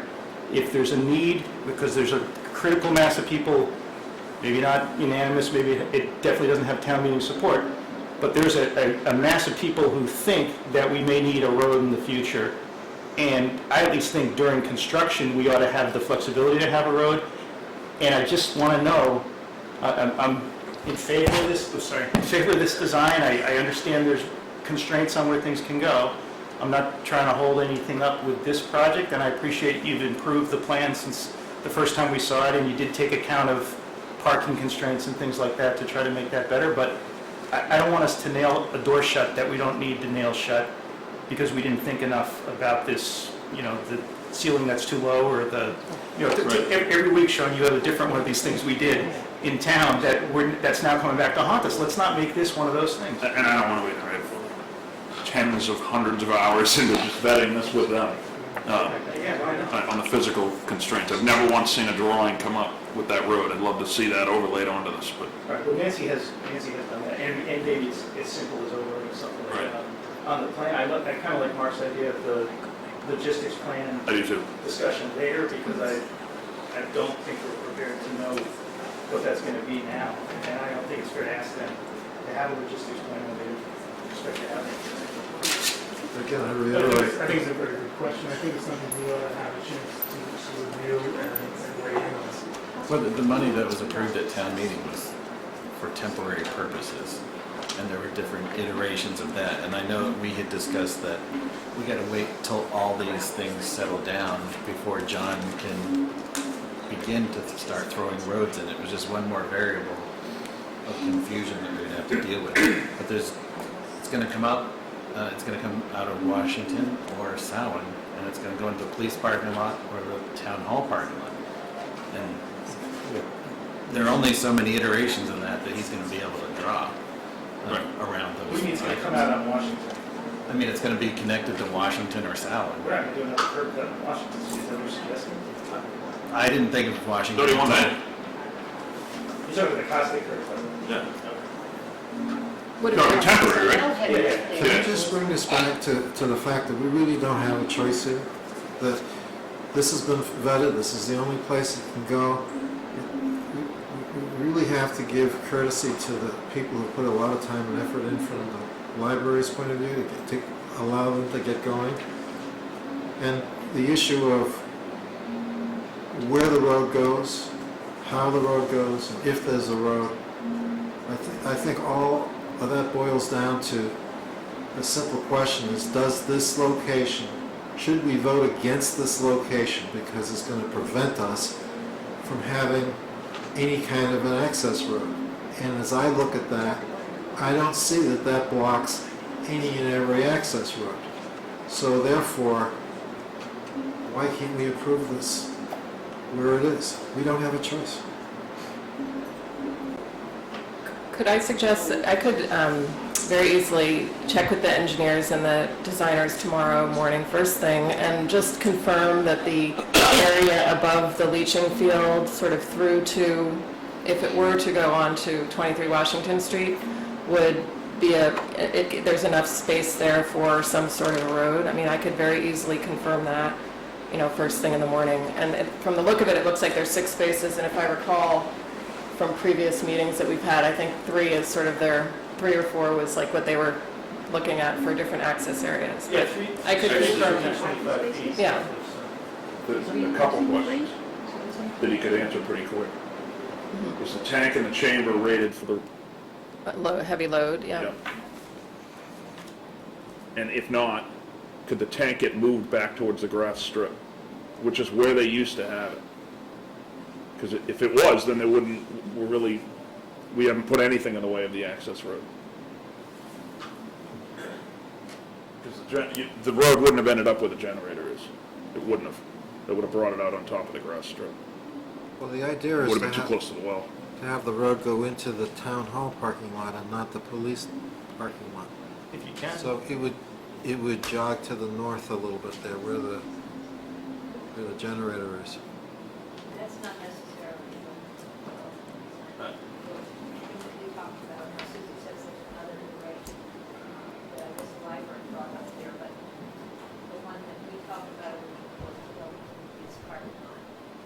both as a traffic calming thing, and also people going to the library would be done. They would be there. They wouldn't have to go through the town hall lot. And it would, we thought aesthetically it would be nice to come up and see this beautiful building as you turn the corner and be able to park right there from the library. That was when we were talking about. So if we come up here We come up on the caustic side, and cross here into the police station park? right, but up above the building. Sure. Only for the grade. Basically, where the pump chamber is. Right. So it's not the generator that's in the way, it's the tank and pump chamber, which doesn't show up that well in the crossing. So I think that's probably the first that we'd heard that, and I think the LBC could, certainly work with the designers and the engineers to get a quick answer on heavy load. I don't know, Mark, if you have any sense of it. You could We could certainly check about that, just easily tell John that you want the tank back in the grass strip that's separating the parking lot. Yeah, and I'm sure there's reasons for why things are where they are because of You want to keep the utility simplification Got it plan that further we're away trying from to the well, which achieve, was my yeah. concern. So, But that would be very helpful information. okay. So the vote, I think the vote we were looking to take tonight was to authorize the library use of a portion of the town hall campus for their utilities, I guess it's the utilities, and parking, and I guess I would phrase it as the shared use, to share the use with them. And we could do it with reference to this plan, or we could do it with reference to some future iteration of this plan. I don't know what planning board's going to tell you. Yeah, we're meeting on 8/10 with them, so. Yeah, and that's the night of our next meeting, too. Susan? Yeah, Susan Teller on the Traffic Safety Committee. We met with Jim Murphy, I believe it was in March. And there was another meeting, there was 2 meetings in a row where we went over the different plans, not regarding necessarily an access road or permanent road, but the flow of the parking lot and the parking areas. And this is not the final rendition of what Jim Murphy and Traffic Safety discussed, as far as leaving that grass strip where it was, and in the rendition that Traffic Safety, and we have with Jim Murphy, the police station was not losing 1 parking space. Now, on a personal level, opinion or comment, the library, when they got their grant, wasn't part of their grant and their funding was that they had to have 40 parking spaces for the library. And in order to do that, they also, quote, use parking spaces that are allocated for this building. There's no increase in parking spaces with this plan as I'm looking at it right now, without me getting up there and counting every spot. And Traffic Safety had come up with the plan, and Nancy Hess had been there with her rendition, but it was parallel, diagonal parking all over in this corner, so that we actually did get an increase in parking. Because let's remember, the library is supposed to have 40 spaces for themselves. So that's the area where you... That's, Susan? And it was supposed to come around. and it's one way, all around, straight through. It's supposed to go all the way around. The original plan came over to the northwest corner of their town hall lot where the green space is, and it had some angled parking, and maybe there was talk about going into the other property. But this is, the grayed area there is what has been approved. So I don't know whether the original grant drawing, it seems to be moot to me, because that's what's been approved. Susan, I think I was at the meeting that you're referring to with Jim Murphy, and there are incremental parking spaces that are gained. You can see down here in front of the police station, there's some spaces, and then the angled in parking around the circle is a benefit of spaces. As David said, the grayed-in area represents kind of what the engineers and the architects are considering the project. So you're right, the stuff that's not grayed-in is not stuff that is in our current budget. We're not, Nancy, you and I had talked about this, in great detail, and it's just not in the $8.5 million. So I'm not disputing that there might be a good plan somewhere to do one-directional driving, and we talked about that at the traffic safety meeting. I think, you talked about nose-in parking and the opportunity for a single angle, If I but may, if it's not in this budget and the 8.5 million, at what point will it be in a budget to get this done? Is that not part of the library project? It's not. it's not. It's not. I had met with Ed Wagner, and I don't know who else he met with, about the possibilities of adding more spaces, and we thought it could be very easily done, as long as we didn't have to disturb the rock wall. If it have to disturb the rock wall, then it gets into taking down a tree, it becomes a more involved project. But there are ways that we can internally add parking spaces there, all the way down the left property line to those spaces where she's pointing right now, all along there, with angled in parking. Because really, people are parking there anyway. It's on the grass. Let's think about it. Let's right in there. Guilty. Mr. Chairman, Yes. when the library first came to this board with their request to be able to go forward with the grant, this board had to write a letter assuring them that they would be allowed to count those spaces toward their project because they could be replicated on the other side of the building. And part of the thing was to make it parallel parking, diagonal parking instead of parallel parking to pick up spaces. But they could not pick up all of the spaces that needed to replicate what was there for the use of town hall. Now, they've had this plan approved by the library board, but the library board of commissioners is only looking at what the needs of the library are. They still have not provided the additional parking that was there for the use of town hall on this other side. And yes, we're not all going to need all of the spaces all of the time, but there certainly are times when we need all of the spaces. And that is demonstrated every time there's lifetime learning, or there's a heated discussion of selectmen, or a hearing. So I think that, and I think at the time that we were talking with Jim and Stacy and Elizabeth, they were saying, the town would not have an appetite for a separate project to do parking. So yes, we should raise more funds to be able to complete this, because the grant the library got did not allow them to do site work with the grant money. So when they came back last year and said, well, we want the town to have skin in the project, we're going to ask for $1 million even though we've raised enough money, I took that as assurances that there is going to be money to do what was proposed with the parking on the other side of the building. Now, apparently, with escalation and so forth, that money is not available at all, but it doesn't resolve the problems that we have with parking for the town hall and the promises that were made at the initiation of this project, even though it wasn't raised as their problem.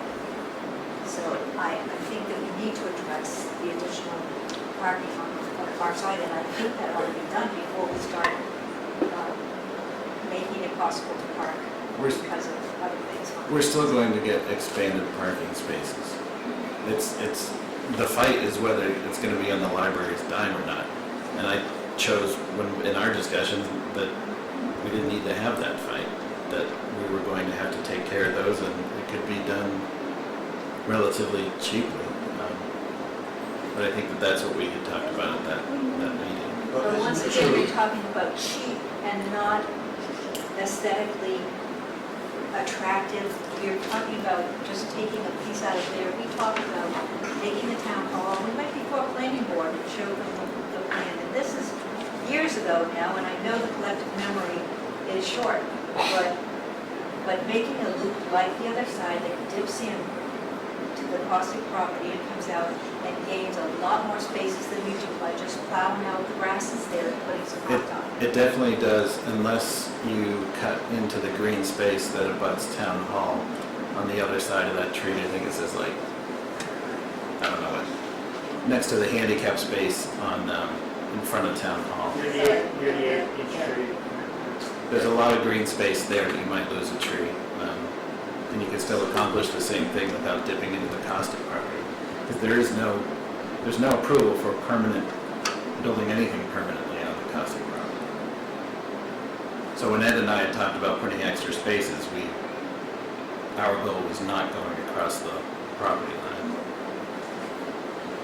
But isn't it true all this discussion of parking really has nothing to do with whether or not we approve a generator at a location that's even off of this map down below? That wasn't going to be a place for parking, was it? Never. So, Yeah. so how is all this discussion of who's doing the parking, how much it's going to cost, where's the money coming from?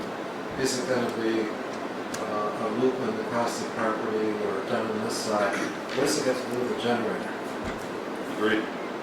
And that seems like a lot of planning board discussions. I was gonna say, Combined. there's a site plan review authority in the planning board. We're not really doing that tonight. We're allowing the use, physical use. Yeah, and I don't think we want to allow a use if it's going to interfere with another use that we know we need, but I don't think we can redesign all the parking lots. That's not something we can do. We can't redesign the parking lot or hold this up for a redesign of the parking lot. Great. So is the proposal to approve this plan for the pump chamber and the chamber itself based on that? Sounds like we're going to get some additional information about whether or not it can support a roadway over it, or whether or not possibly it could be relocated in that area you were talking about. So is that the proposed motion? Can I make a friendly amendment? I don't want to approve the whole plan because the whole plan includes Yeah, a lot of other things. I the think generator. Just the Shared use of the parking lot. shared use of that, it's not even in the parking lot per se. Well, shared use of that parking space there and those parking spaces that are grayed in the generator area, right? Yes, yeah. With the caveats that you mentioned. So shared use of the area that's part of the town hall campus that's enclosed by the dash line and the shading Yes. in the hatched area. If you're defining it that tight, you gotta define, they're gonna make improvements to the drainage system for the parking lots and possibly the detention base. We're gonna allow them to make improvements to that. Yeah, and I don't think that's a dedication of a use, that's just that they're improving an existing. Well, they're gonna be tying into a drainage system and Fine, it can be part of the motion, that's, And there's curbing work and things along here that we would be doing. yeah. And then Chuck, what was your caveat on that? I think I'd like to have additional information about the load capacity for the pump chamber and the chamber itself. And also Mary talked about the possibility of moving it, I think, Yeah. to that She's area. pointing. Right, exactly. Thank you, Mary. You're welcome. You're a good driver. I'm getting But Chuck, if I may, what you really want to know is whether or not you can drive over it at some Right. point in the future. That's right, yeah. Right, I mean, you don't- And that's the information that we think we can get quickly, so I would, So on the condition that the pump chamber area not obstruct the potential to drive Right. over there. Yep. Correct. yep, Is anybody writing this down? yep. Diana, I'm sure. on tape. Yeah, poor Diane just, I'll have to listen to the tape. That's what I'll do. I'll second Too late. whatever motion was just made. Mr. Chairman, could I just ask a clarifying question? Mary, to get to your required 40 spaces, are you counting all of those spaces that are in gray? Oh, gosh. I don't know that I can answer that right without counting. They didn't approve, the most recent design didn't approve this, it approved less spaces than the original grant application. So the parking table says that there are 29 existing, that the MBLs, this is for the MBLC, that they consider usable by library patrons. And the proposed one includes 44 that would be usable by library patrons. So I imagine, But you're talking about the gray spaces around town hall. and then also the ones on the other side of the building, Right. up here on Sanger. Sanger. Yeah, But it also includes most of the parking around the police station. and near the police station. So if you go back to the police station, And originally, I think it also included these before the road was closed. It would be the grading area now, right? Right. Because that's the only area of your project, that's the area of your project, right? Right, the line outside here is what is considered library project, or this project. So it's 1, 2, 3, 4, Taking 5, 6 most of the new. police station parking lot. But it doesn't mean that it can't be used by anybody else. It's just the way that the MBLC grant requires us to show that we have adequate parking for this investment that they're making in our library with the grant. But what this Does is, that make sense? yes, what this is highlighting is that after this motion passes, I hope it passes, so that you can get going with your project, that we really do need to address the whole parking situation here. And by we, I mean the Board of Selectmen needs to maybe get more actively involved in this stuff. It's nice that there was a plan and it seems like it got lost now somewhere. And if funding is needed, then maybe we need to put an article on, if we're going to be spending free cash on things that are emergency, then maybe we should spend a little free cash and get some parking spaces done if they need to be done. But that's a discussion that we need to have and maybe get on the agenda and get some plans before us. And, We had that discussion 2 years ago. We got money at town meeting and it got, we had to water it down to get it through this board and then town meeting, and the watering down was to have it pertain only to temporary. The original idea was we needed to plan a parking space. So we've been having that discussion. I'm glad you're supporting it now, Paul. I think, I support that too, but we need to find a place to come up with the money for it now. The $10,000 town meeting pass had a restriction on it. well, before we get to how much money is needed, we need to know what exactly are we going to do? I'm having trouble hearing you. You pick up your microphone. It's No, closer. that one. Thanks. You're allowed to sit in the front row, Peter. You can hear a lot better from the front row. Well, the idea is, why don't we reach agreement on a design, and then figure out how much it costs, and then after we know how much it costs, then address how we're going to fund it. We need an engineer to come up with a design, so that's a cost up front that we don't have. We don't, unless, Well, I mean, we were talking of using the same engineers that are already, have already done all this work, so. with what money? Well, we have to look at the use of the caustic property with the money that was approved at town meeting, the 10,000, and that was for a temporary use of some sort of road. It was actually for planning during construction to ensure Yeah. that the town hall functions could remain. Right. So I think it's still within the scope of designing that parking area with the line of construction. I mean, that's what I was planning on doing. Nancy? May I respectfully request that conversations like that not just happen between Ed and David, because our committee spent a great deal of time vetting. What we didn't want to see was a cut through to Washington Street. We wanted to wind up to be aesthetically pleasing as well as practical. We wanted to provide easy access for handicap parking. We've put a lot of thought into this, so it would be nice to at least be able to have that input with people who are finally working on the plan. I think I'll continue to work with Ed and the engineers until the point that we can put something on paper and bring it to a selectmen's meeting, and then you can have a discussion on whether to approve it or not. So in the meantime, can we launch the library? We have a motion pending, it's been seconded, I've amended it, the amendment So- is so- accepted. Yeah, so let's just reiterate the motion at this point. As I understand it, the motion is to authorize the library to share the use of the town hall campus in the areas that are identified on this plan by the hatching and the dashed outline of parking and utilities area. And that is subject to a determination that the location of the pump chamber and the tank is not going to prevent access through that area if need be. Is that close enough to what people have? Is that okay? Does that cover? Yeah, it includes improvements. to the drainage. Including related improvements to drainage and curbing. Okay. you have a second on that motion? Yes, Sean, second. Oh, Sean already seconded, okay, all in favor of that motion? Okay, good. Thank you for bearing with us on that discussion. Mr. Chairman? Yes, Peter? Mark Brennan made the comment that, and I'm very glad you approved that and made that motion. Mark Brennan made the comment that what would be nice to have is a logistical plan during construction. And if you would mind putting that back up again, because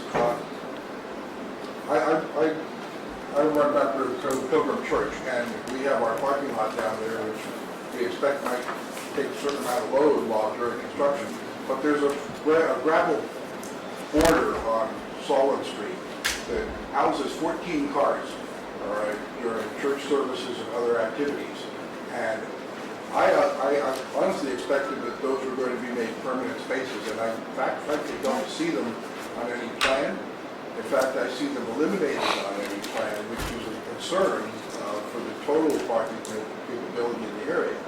So when we look at logistical plans during construction and even possibly post-construction, I would hope some attention was paid to what is right now a heavily used gravel side of Solon Street. We have concrete trucks there, we have dump trucks, we have lawn landscaping people parking there every day. We have, you know, these 14 to 15 cars there on any Sunday morning, and it's going away, all right? And it's a concern. And it's a concern not just during construction, but post-construction. So I would ask that if there's a logistical plan put together for construction, that it give consideration to that area and possibly even look at post-construction. Are you talking Sanger Street? Did I say Solomon? Yes. I meant Sanger. I'm sorry, Okay. Sanger. There's a wide gravel area on Yes, Sanger. on Sanger Street, Yeah, at the I'm foot sorry. of the hill. Okay, I Is that, confused that's going everybody. away? Well, it's all confused, Yeah, so I'm trying to see gravel all the We're time. talking 14 parking spaces that look like they're going to disappear, and it's a concern. So, Mary, are those disappearing? No, so we met, this is, Peter, we met a I couple know months ago. and- you gave us assurances, but there's nothing on the plan. I understand that, but this is part of what we talked about with David, which is that we anticipated that there was going to be some additional spaces over here. We're kind of getting into the rabbit hole again, but the anticipation was that we would have those spaces available during construction, Yeah. and David and I had talked about that. So I hear you that it's not formally on the plan, but I don't know what more I can be doing right now to get it on there. I guess I could ask the designers to say, please indicate It where. would have helped your 44 number, you know? Yeah, I'm not sure why you didn't take those as spaces for the library. Well, I can ask the LBC about it for the next meeting, and we'll make sure it gets on there. Absolutely, yep, And it's not yep. just for Pilgrim Church. it's Right, also and we for met with the UAC and the and travel for- safety, and we talked about the same things with all of you, and I feel committed to that, but, the first step here was to get this plan approved so that we can move forward, and I'm happy to support any full campus plan. Personally, I would love to see it happen, so, however we can. Peter, I suspect they never banked on those spaces because they thought they were redoing the septic system, which they probably would have assumed would take in more space, and they're not redoing the septic. Who So- knows, but, Yeah. okay, thank you. We've killed our timing here, but I think I'm we're going sorry to get back on about that. track. No, it's us, not you. We appreciate you bearing with us on this. Okay, we have 2 appointments to the Farm Pond Advisory Committee.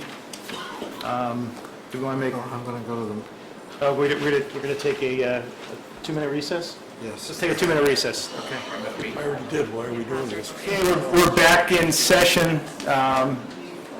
Selectman Jan has a different perspective on things. He wants to be in the audience. Oh, here he comes. He knows where the fun is. That's it. All right, so we have 2 Farm Pond Advisory Committee appointments to make, and thankfully, I move, they both want to do this again. I move to appoint Pat Cassell and Catherine Rocchio for a term expiring June 15, 2019. Do we have a second on that? A second, all in favor? Assuming no discussion, okay, great, and thank them for doing that. Okay, next item, David, you want to introduce this next item? Sure. Well, as you know, we've been out without our full-time fire chief for a few months. And in that time period, we had acting chief Neil McPherson, who since beginning his activities here as acting chief, has taken a position with Wayland as a full-time assistant chief. So the temporary structure that we kept on was Neil McPherson as the acting chief, and we shifted some of the duties for assigning the shift officers to John Dowse. So either he is covering the daytime officer, or is responsible for that scheduling of those people. So that's our temporary thing that's been in place, and we had discussed that we could keep that going until maybe September. In the meantime, we advertised for the full-time chief, and we received about 18 applications. I and Neil McPherson and Chief Richard Thompson and Chuck Yan have reviewed the applications. We were pretty much in agreement that out of the 18, there were about 6 serious candidates and probably 4 that could actually move on to further consideration as a full-time chief here. So we weren't bringing those names forwards or anything. What we're here tonight is to discuss what process you want to hold from this point forward. All the applications have been distributed to the selectmen, and you can start over. If you don't like that field, you could repost the position. You could look at a different temporary option at the fire department to continue operations beyond September, or even longer. Or we can do whatever we want right now. Well, what's your recommendation? My recommendation is, what I proceeded with was to advertise for a full-time chief and continue with the hiring of a full-time chief.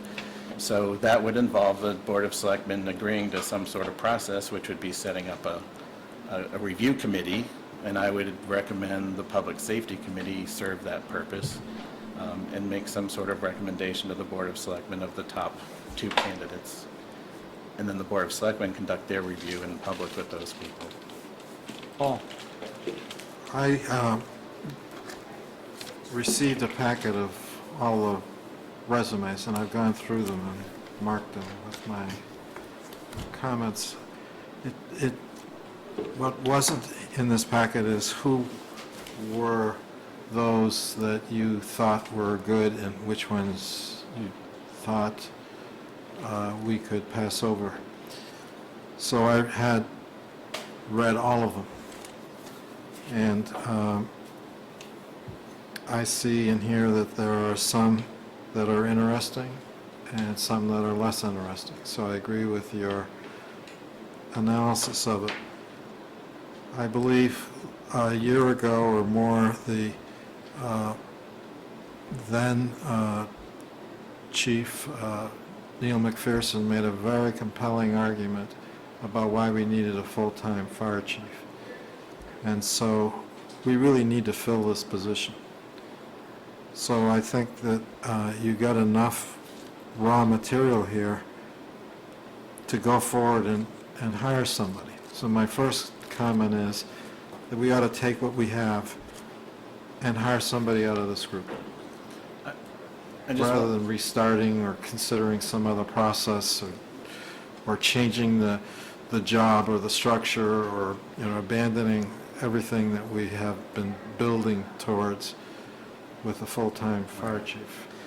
Those 6 names were in the packet that was distributed, that you can go back to later. But the I think application you packet didn't have want those. to announce those names anyway, right? No. Those are still They're still confidential names. applicants. Yeah, okay. And we're not discussing particular candidates tonight. Right.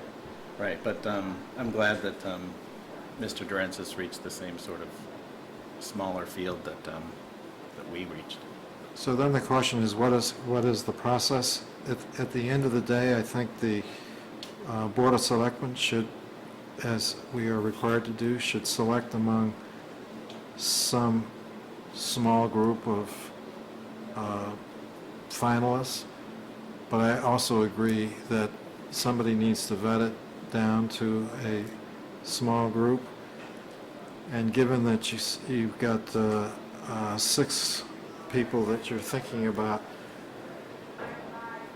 we do have to get it down, particularly to determine competence and check references, make sure there isn't anything bad in anybody's background and do some vetting before we get to the decision point. I think with those 6 that we had, 4 we would continue with and 2 were on hold backups. But again, I didn't see Since that then. either. No, I didn't put that in there. That's just something that we had talked about.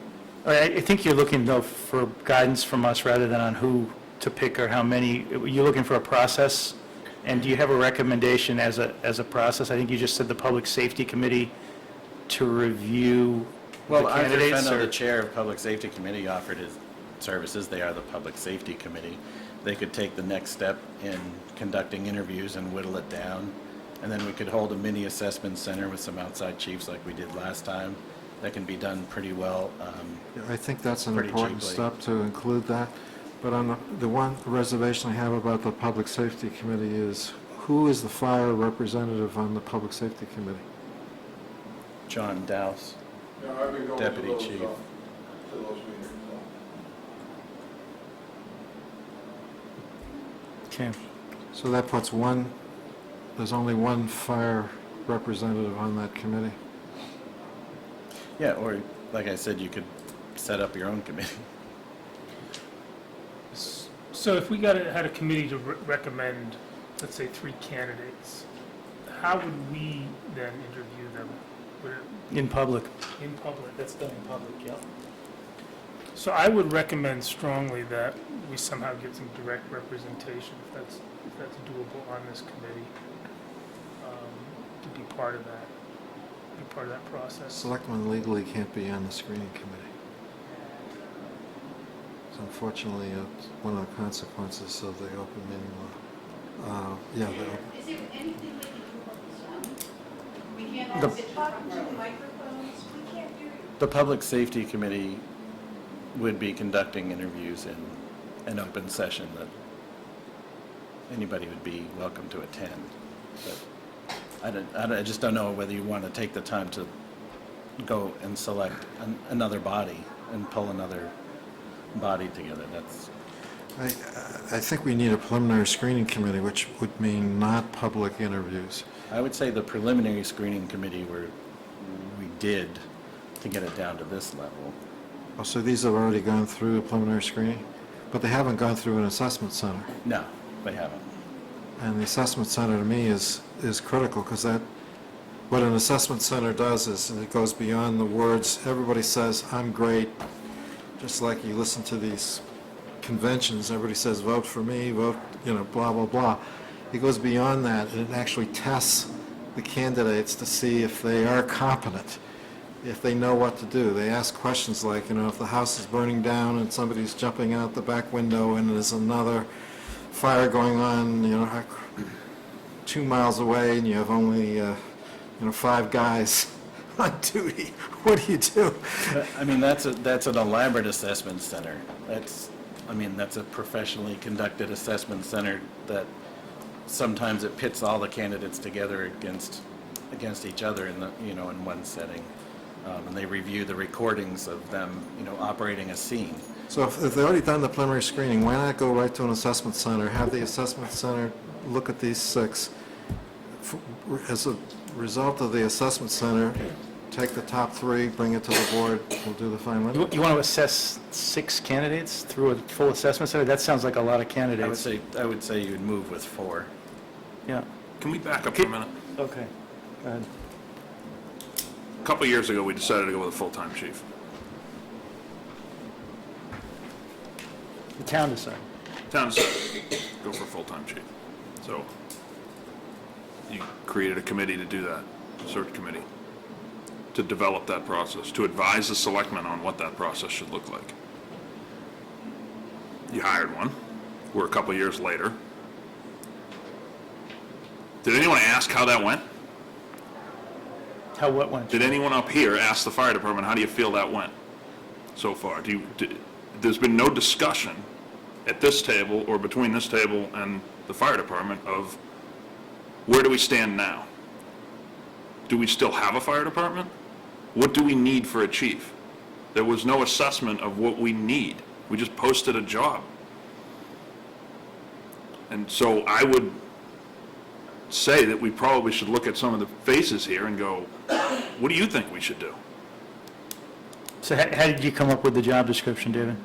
I used the same that we posted before. I mean, we have a full-time budgeted chief, we approved a full-time chief before, and I'm refilling that same position until told otherwise. That's, That position description was created, what, 2 years ago? At least 3 years ago, because the chief served 3 years. yeah, I mean, that was the last time it would have been. Well, to Sean's point, I'm usually, asking if anyone has asked what the goals are at this point. but usually it's the other way around. If there's a problem, I get a lot of feedback, and I'm sure you do. I'm living it. If people were complaining, they would have complained. Nobody has complained to me about the fire department at all, both from within or from without. So I'm not sure there's an issue there. If because you're part of the fire department, if you think there's an issue, then There's an issue. Yeah. We should talk about the future of the fire department. We should. Before we go hiring somebody, we should talk about what's going to happen in the next 2 years, 5 years, 10 years. What do we expect from that fire department? We got a bunch of shiny red trucks and not a whole lot of people working there, and we need to talk about the future of the fire department. And I'm not here to present it, I'm here to just say there's been no discussions. We went the better part of a year without a chief, and here we sit, about exactly where you sat 5 years ago, with a completely different board, shuffling chiefs around. Not much has changed, but a lot has changed. There's a couple of things you can do. I mean, you could have that discussion, you could put this whole thing on hold. I'm putting it on hold. Yeah. I think I was pretty clear in my emails. I'm not happy with this process, and I don't think anyone's ready to move forward with it. You're talking about taking 6 people forward, you gotta go backwards. All right, but we need a functioning fire department, Sean, so what do you suggest for the interim? Well, just throwing 6 resumes on the table isn't gonna get a functioning fire department any better than the guys that have been carrying it for the past 5 years. I mean, I'm hearing you, but I'm not hearing anything I didn't positive in terms of... I'm not here to solve it, I'm just telling you, you're not gonna solve it with that pile of paper right there. I didn't get any of the Why don't we emails. ask some of these guys for some I didn't get any advice? of the emails that you're referring to, Sean. Anyway, I didn't get any emails from you on this subject. No, I think David and Sean have probably had discussions. yeah, they weren't deliberating with the whole board. They were, emails about Sean's concern about the process, what we were doing, but until, I mean, that was early June, and we bumped it from an agenda, the discussion, once or twice, but This is the first I've heard of your this is the concern. first time the selectmen have discussed it. that's my point. Yeah. We haven't had a chief for the better part of a year, and this is the first time we're sitting at this table as a Right. 5-member board discussing what we should do. I don't think we should have posted the job before we talked about what we should do. Well, based on your concerns about the process, what's your recommendation? What's your... My recommendation is we should talk about what we should do. I don't have a full recommendation. I think we need to hear from Neil, John, Rick, anyone that wants to just put their 2 cents worth in, they should. Because they're residents of the town, at least the 3 of them, and they're also respected officers on this department. It's fine. I We mean, need to hear from them. this is the time to have I that can't discussion. solve it myself, and I don't intend to, but I'm telling you, you're not going to solve it with that pile of paper. So Neil, you and I have had some discussions, but what's your thought on this? Sure, well, I'll start with Sean's correct. I think just it'll be easier for people to hear.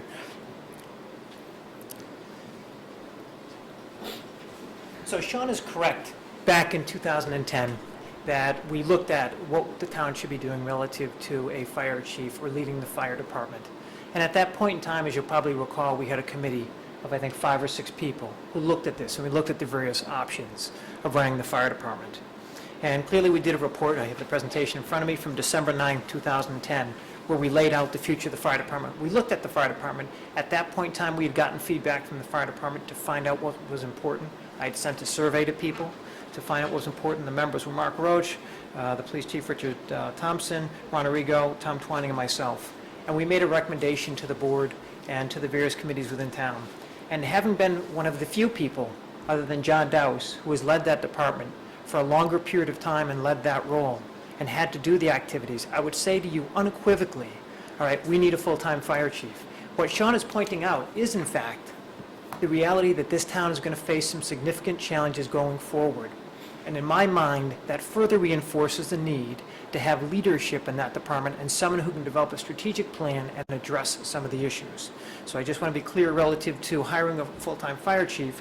I believe John Dowse would say the same thing, and he's the other person who's had more meaningful experience running that department. So I appreciate some other people in the department who may be firefighters or lieutenants, may feel something differently. The reality is they have not lived that job. They don't understand what it entails. And I don't mean that in an insulting way, but the reality is they have not done it. They just don't understand all the things that even when I was a part-time or short-week chief, we still couldn't get done. There's things today like emergency management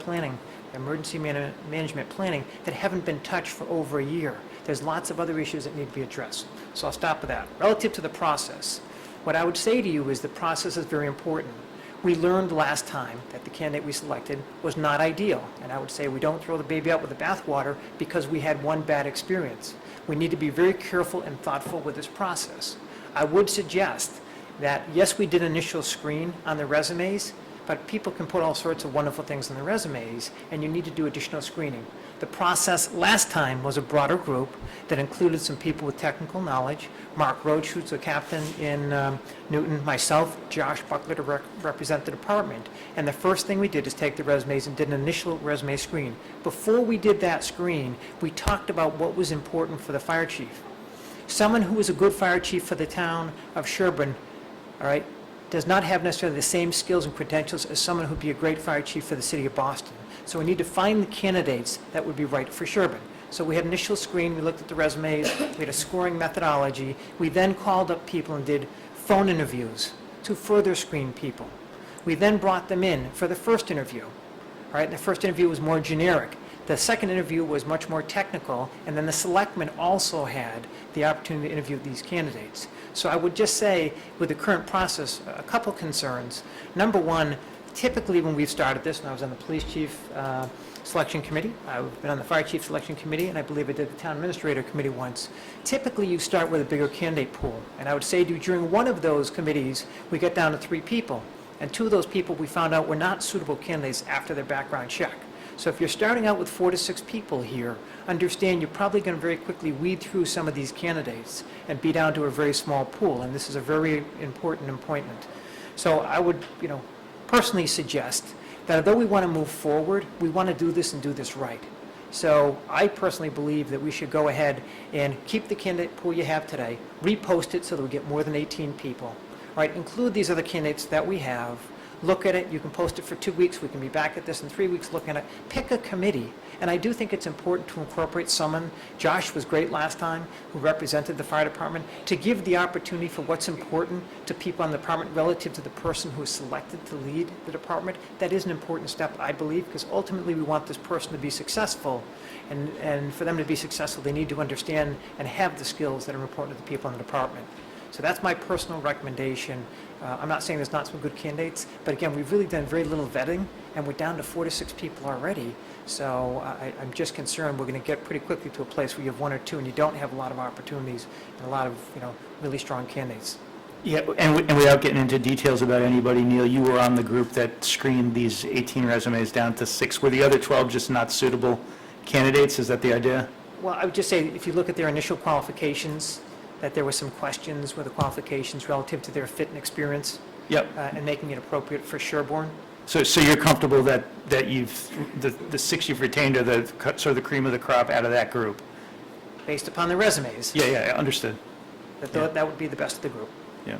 But when you went through the resumes, though, was one of the criteria that this person could lead a strategic analysis of the department and be the change agent that was going to put that new strategy into place?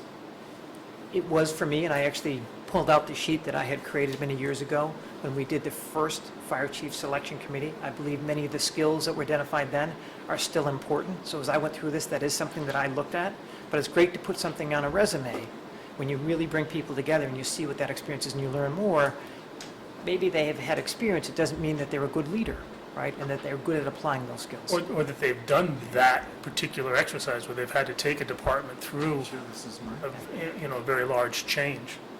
And I just say, I also just went through a process in Wayland for the assistant chief's job, And I learned a lot about that process, and I do believe what Paul said, that when it comes to an assessment center, it is really, really important, not just the technical parts of that, but their ability to communicate. And they actually had me do a project, and it was about training in Wayland. I had to present it to a group.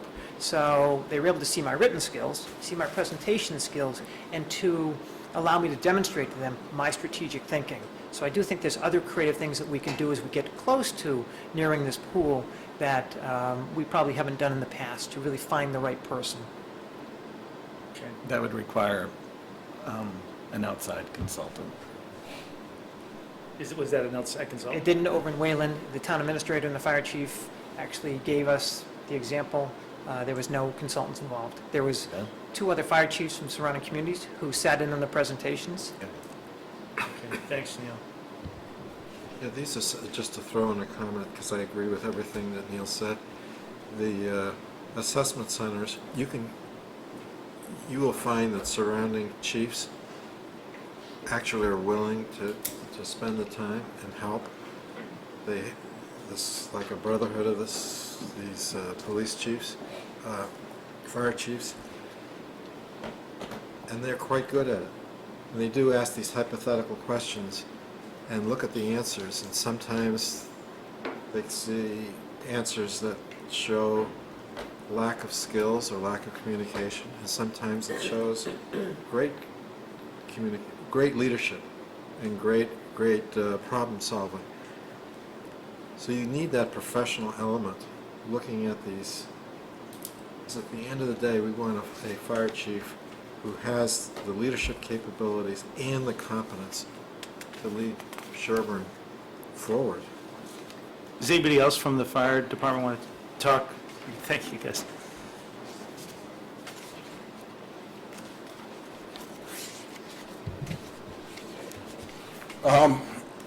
You know, I agree with a lot what Neil talks about.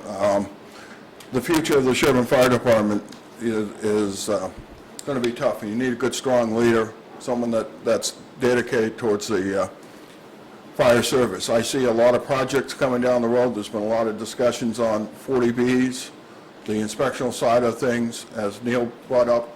There are a lot of things that a full-time chief will be assisting with, the LEPC component of this. But I think it's important that we have a good, strong leader that is fire-based and thing. As you know, the process, you know, I think Neil and myself are both committed to keep this department going.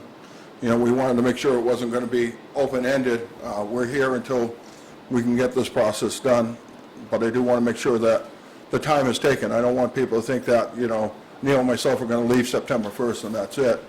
We're committed. We don't want it to go forever, but we're committed to make sure the process is done properly, appropriately, and that we can find a good fit for this department to help move this department forward and to answer some of the challenges that we're going to be seeing in the future. Okay, and in terms of the approach that Neil outlined, is that something you think is the right approach? Yes, I do. There is many different factors of being a fire chief, and it's not just, you know, going and putting out a fire or responding to that medical. There is a lot of administrative duties. There's constant new rules, regulations that are coming along, training requirements for the fire personnel, that you want someone that's up to date and able to do it and being able to put the time in it. And as you know, as a selectman, that there's constant phone calls and questions and different things that go on, of course of a day, that people are looking for answers. And Yeah, thank you. Anybody else have questions for John? If I could ask Neil another question. I think you mentioned you did a survey of the department the last time before we hired. As part of the future Sherborn Fire Department. Yeah, do you think that's something we should do again? I mean, you could, I think a lot of the inconsistent. I think that regardless, we should be reaching back to the fire department and providing an opportunity for input as part of this process to help select the right person and find the attributes that are most important. I think we nailed a lot of them, and I think that getting that feedback is important. So I think we want somebody coming in, I mean, in the commercial world, when you hire a CEO, you make sure they know exactly what they're walking into. And I think we want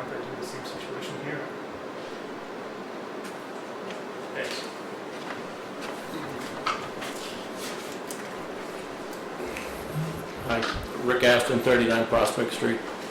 I agree that we need a full-time chief, and whatever process you choose to get the full-time chief, that's your own doing.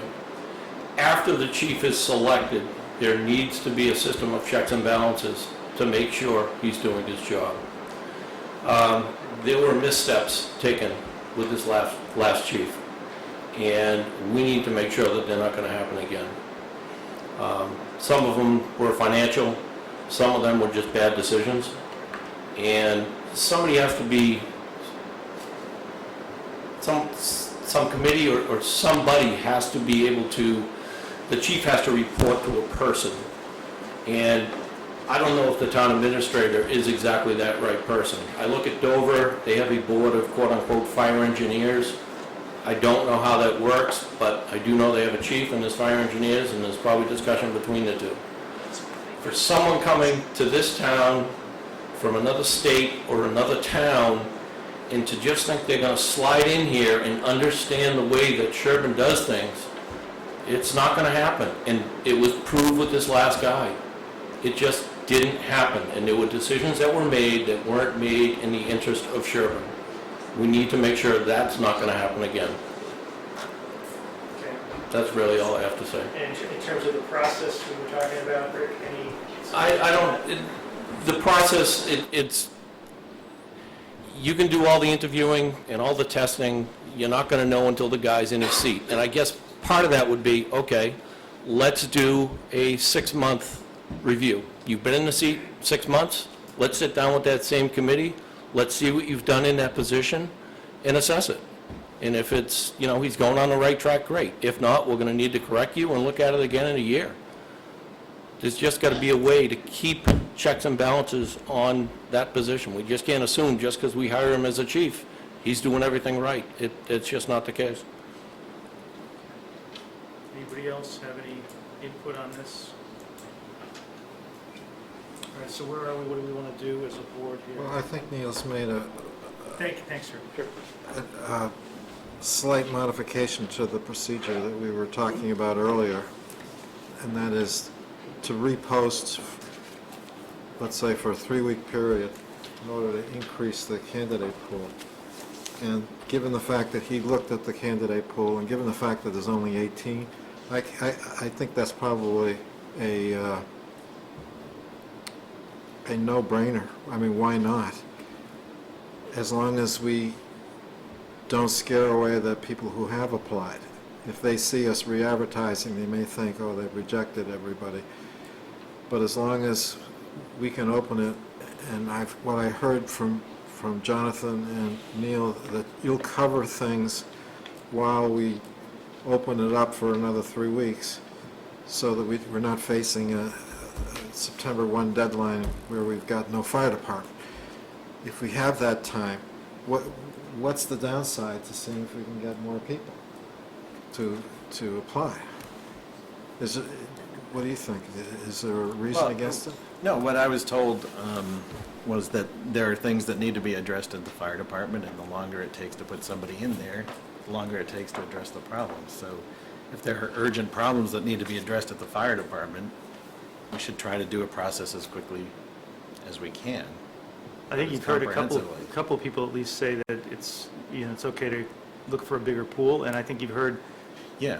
2, if not 3 people say we need to have an assessment process, but it also needs to involve feedback from the department itself or representation from the department itself, which makes me question whether the Public Safety Committee is really the right reviewing body, or if we need to set up a committee that's slightly different than that as a reviewing body. Right.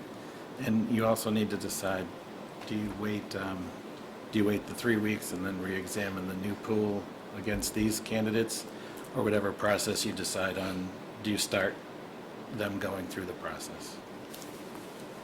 And then in the end of 3 weeks, you have another group of people entering the... Well, I kind of like the idea of going through The 6 we have? the 6 we have. At least, Google them, background checks. I don't know how much has already been done. But to the extent that we can eliminate people who've been arrested for being an alcoholic, that's stuff you want to So do. you don't get arrested for being an alcoholic, let's make that clear. Thank God. Sean, I mean, Neil talked about going back to the department to make sure they had input. You said something kind of similar, I think that's where your comments were coming from.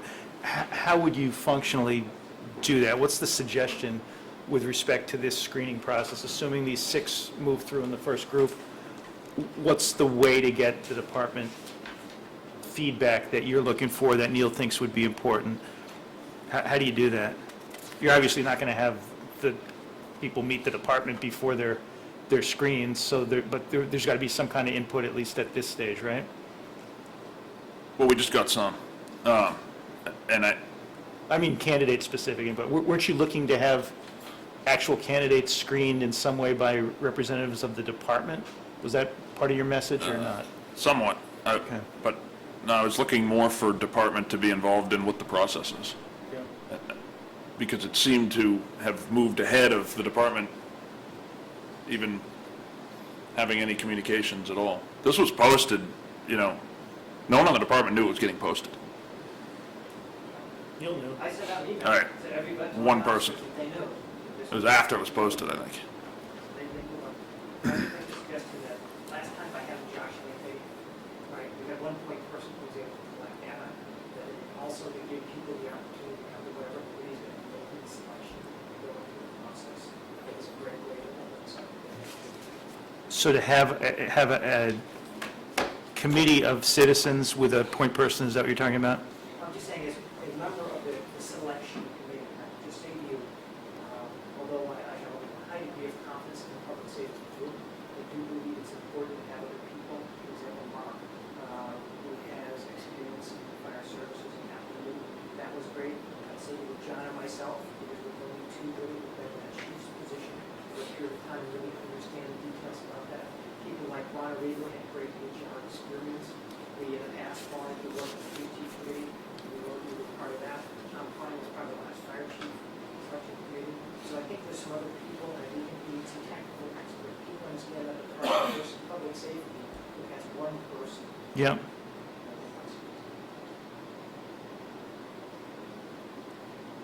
What's the suggestion? Does anybody have a suggestion on how you would set this up? I think we would ask you to repost it, try and get a bigger pool of candidates. I think at the same time, it would be good to move forward in some fashion with the 6 we have, so at least they know that we're not just rejecting them out of hand. It may be as simple as, a phone call from you, or if we could figure out our process, start to move them through. I don't see any reason to wait on them. It's going to take us a while anyway, while we post it and get more people. And then I think I would also then ask you to come back, I don't know if the timing works, at our next meeting with a suggestion of, I think we need to really think hard about who's on this committee. And it'll give us all a chance to maybe give you some ideas and come back with a suggested membership list for that committee. I don't, in talks with Sean, I don't know if we wanted to open it up to more options, or if the only option on the table is a full-time chief and posting that. I could put something in there, because I was told that, maybe there was an internal candidate that might have been interested, but didn't meet the qualifications. Many times the qualifications could be waived by the Board of Selectmen. I guess my question is why you would want a full-time chief who doesn't meet the qualifications to be a full-time chief? Well, if we hire different positions, if they have a plan to get to where they need to be within a certain amount of time, if they need. Can I divide the question here a little bit? The first is, do we want a full-time chief? And we had a committee, we had the committee look at it, and as part of that, I know I stuck my neck out and I supported what the committee did. And even though there may have been some complications that arose, I think those complications were related to the individual and not to the concept. And given the complexity of and the importance of the fire services and the rescue services and the complexity that grows every day, you need a full-time fire chief. So I haven't heard anybody say, other than you, Sean, that maybe we should relook at that issue. So is there a reason why we shouldn't have a full-time fire chief? I'm not saying there's a reason, and I'm not saying I have any answers at all.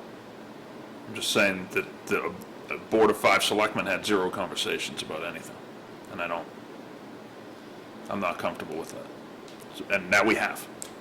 So Yeah, and we've Beginning also of heard- this was we've the heard first two chief- conversation. We've heard 2 chiefs say Right. that a full-time chief is a, And I'm not going to argue it or push it either way. It's worth having a conversation. But that was not just in reference to whether we're having a full chief, it was what this process is.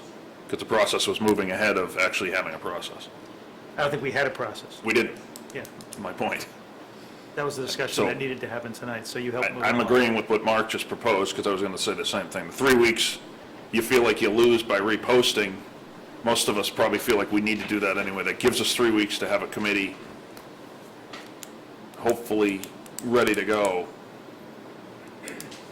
to start assessing them when they get in. All right, so repost for 3 weeks. In the meantime, David comes up with a, maybe in consultation with Neil, comes up with a committee, is that, or with Neil and John? Does that work?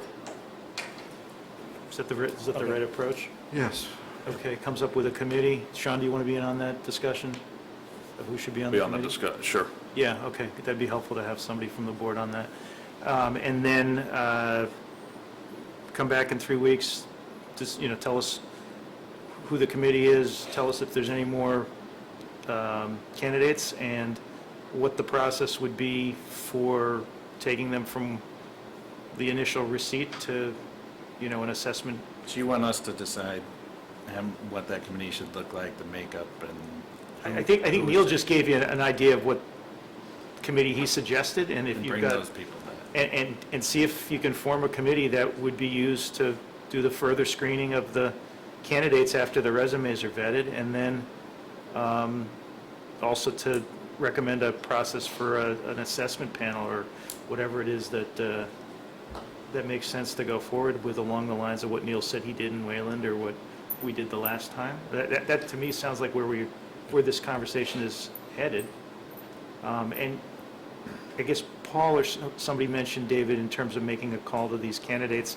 I don't know if it makes sense to also start just a background vetting process, the kind of generic stuff you could do for any candidate, just so that you don't waste time on somebody if there's a non-starter for some reason. That's a great idea. I mean, if we end up with another 6 candidates in the second posting, might as well get started. Yeah, no, we can start on that Okay. level, too.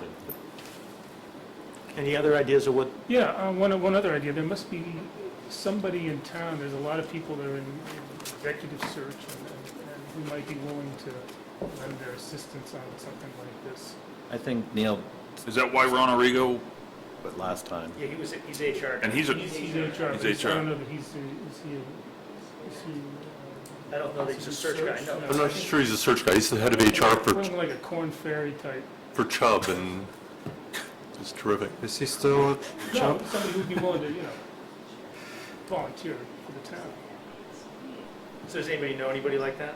Well, we had a guy who used to do that, but he moved out of town. there's got to be somebody. So Yeah, that's one. let's put out the word. I also don't think we should lose sight of what Rick Aston said, that there needs to be some way for us to figure out if we've made a mistake, or if we're not providing enough support for whoever we do hire. So how do we have a Are we allowed to have a probationary period for But nobody's going to accept the job. in a contract? They're going to have to leave another department, Move, maybe. move like from Yeah, one it's state always to got to move. another. That was a factor the last time, and that was what we talked about, length of term and things like that. Yeah, Yeah, fair point. so it's not that they want to accept a probationary period, but it seems to me if things are starting to go south because of mistakes, it may be because the person doesn't know or understand our way of doing things. What kind of safety valve can we design? I'm kind of tasking you with this. Well, Maybe talk to Neil and figure out, is there a way that would, for like a 6-month period, we can keep track of what is the new chief doing? Is he spending? I don't know if it's just a 6-month period, though. Well, maybe I mean, not. a good example, I can't make an example, but who oversees someone at a chief's level if internally they're not getting it done? I mean, you're either waiting for a coup from below to take them over and show up here, or what? I think. Town administrator couldn't possibly have visibility to the inner workings of the fire department until it falls apart. And I think that's what, about a year ago, I heard from, I think, 2 officers, or maybe not an officer, about certain issues, and then that raises something, and you try to use the chain of command and use the chief, and then started hearing things from the public, and so we tried to address some of those things, but there's no way we know exactly what's going on, because once the chief is gone, I've heard all kinds of things come forward that never would have come forward had the chief been here. So I don't know how to circumvent a chief to go to his subordinate officers. That's back to Rick's point, I think, is there's got to be other towns, Neil. I mean, Dover has their fire engineers. One of them's their former chief, right? Well, Is that? I just suggest you, most towns have moved away from board of fire engineers. The reason that you have created and have a strong chief division in town of Sherborn is because if you were a fire chief, you have to make decisions in a times when whether it's inspectional issues or issues relative to fire department. So the problem with the board of fire engineers becomes you take 4 people or whatever number it is from the town, and that small group of people dictates what a chief needs to do, and they virtually report to that person. So I'm just saying, most towns have moved away from that. And the other piece is, we want to hold somebody accountable for the job and allow them the tools to get it done. All right, if you have a board of fire engineers, that's not the way to do it. Relative to the issue of communication, I don't think it's unrealistic. Number one is to set goals, they're a strong chief, and they run the department, to set goals with people, monitor and follow up the goals. Number two, the person comes in, and you say to them up front, as part of your evaluation, I am going to ask the staff for feedback. I think that is an okay practice, as long as it's set up that way. If it comes back later on and they think that you're snooping around and it's something they've never heard of, then they're going to be a little bit upset about it. If you set the parameters up front, but that's important to us. The first year in this last situation was okay, because after that, things started to go a little bit astray. So it's not just a 1-year or a 6-month period of time, but a commitment by David, the town administrator, to consistently, work with that person, communicate with that person, and keep on the department for the first couple of years when they start to get after it. That's my opinion. Yeah, and that's important, but I don't think we have to solve that tonight. No. And any substantive changes would take a change in The chief. the strong chief thing that would Chief take town meeting to right. change, Right. correct? Yes. So, Right, David, you confirmed we adopted the strong chief? It was 1947, I think. It was in the 1947. 40s, it was about 10 years Well, there's before probably the police chief. nobody who voted for that still involved. Some of our volunteers have been up to 40, 50 years each, so Maybe. Yeah, the 70s. 1987. Yeah. Okay, do we want to move on to the next item? Pine Hill Access Road? David, you want to introduce this, or is Rick going to introduce this? Actually, this was discussed at the Public Safety Committee, and they voted for Chief Thompson to come forward for this spokesperson. Neil, thank you. Thanks, Neil. Thanks, Nate. Thanks, Jonathan.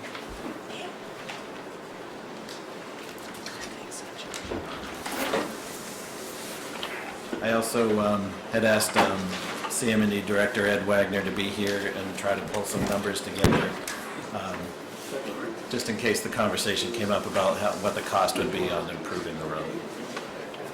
Okay, great, thank you. Thanks for coming in. Good evening. We're into late hour of the evening. I'll go through this as quickly as I possibly can. As David mentioned, I've been asked by the Public Safety Committee to come before the board to continue the discussion and seek support to complete our Pine Hill Extension Road. As all are aware, Jonathan Dowse led a group of concerned parent residents with support from public safety and school administration to finally address the unsafe conditions at our Pine Hill Elementary School with respect to parking ingress and egress. Several ideas were discussed to address the parking issues and lack of an appropriate and safe means for public safety personnel to respond to an emergent situation at the school. Ultimately, funding the project was voted down by residents at town meeting. Since that town meeting vote, a small but important step was taken when the Board of Selectmen and former Board of Selectmen member Peter Crusoe's prompting introduced the idea of an unpaved emergency access road as a temporary solution. Thanks to Ed Wagner and our CM&D, an unpaved emergency access road was built. Very recently, our Traffic Safety Committee and our Public Safety Committee was presented with a request from Frank Hess and the school administration to extend the use of the emergency access road to an actual extension of Pine Hill to be used as a one-way. The schools have invested capital by reconstructing the bus loop at the top of Pine Hill. It now exists an opening which will allow for buses to drive toward the access road. The idea was discussed with Ed Wagner, who shared that the current road as constructed would not be able to handle everyday bus traffic. Ultimately, the Traffic Safety Committee, Public Safety Committee, and School Administration has supported the idea of garnering Board of Selectmen support for a warrant article to be presented at what will be a fall special town meeting to allow for another vote to fund the final construction of Pine Hill. As Dave had mentioned, Dave and I spoke about this after traffic safety meetings and public safety meetings, and I had requested that David have Ed Wagner produce some basic costs, rough estimates of what that would look like. So, and have Ed go through that for the board's edification. Does the board currently have the estimates? Do not. Yes, do we? Yes, the cost estimates he wants to have us look at. I was able to finally produce these after the packets were already handed out. I think what the basic question comes down to is we have an original plan that John Dowse had worked on where it's a full-blown roadway, curbing, sidewalks, lighting, and upper parking lot improvements. And that was in the neighborhood of $1 million. And what I tried to do here was kind of break it out. If we want this roadway to be a basic exit point, to just pave it, do we want to create parking on it? Do we want, if we do create parking, then I would highly recommend that we have a sidewalk. If we have a sidewalk, we're then in turn going to need curbing, and with the curbing then comes drainage. So what I tried to break out my estimate here was just for paving, and then if we're going to add drainage and curbing, and all those associated numbers that are corresponding right there for you. So in order to just do a base course and top coat, to just solely pave it, we're looking at approximately $51,000. If we're looking to add in the drainage, we're looking at in the neighborhood of $113,000. And then for curbing and sidewalk, an additional $200,000. So when all said and done, to do the entire project, $364,572, and I would highly recommend putting in a 10% contingency of $36,000, bringing the grand total to just a little over $400,000.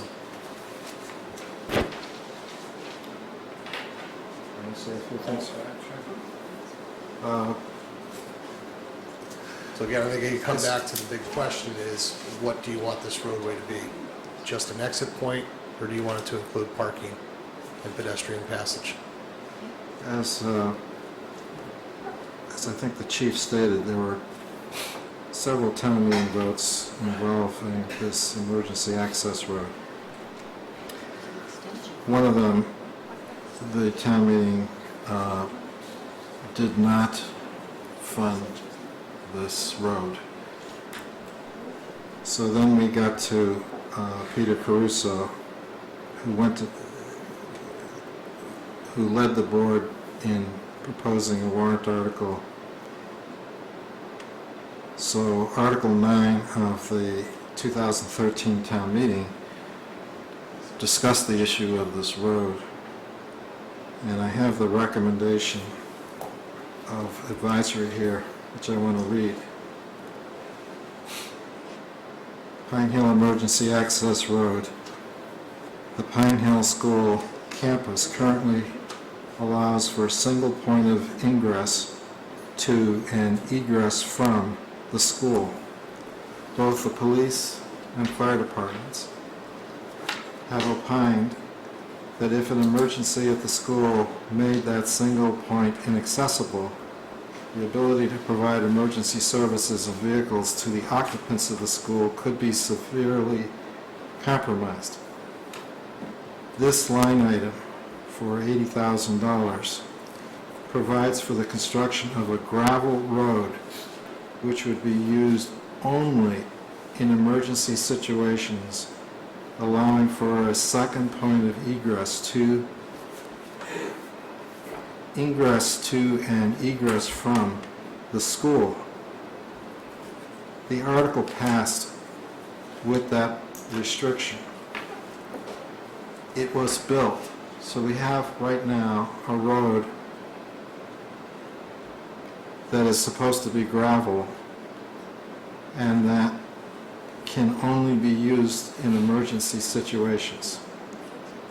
So to go beyond that, we need another vote of the town.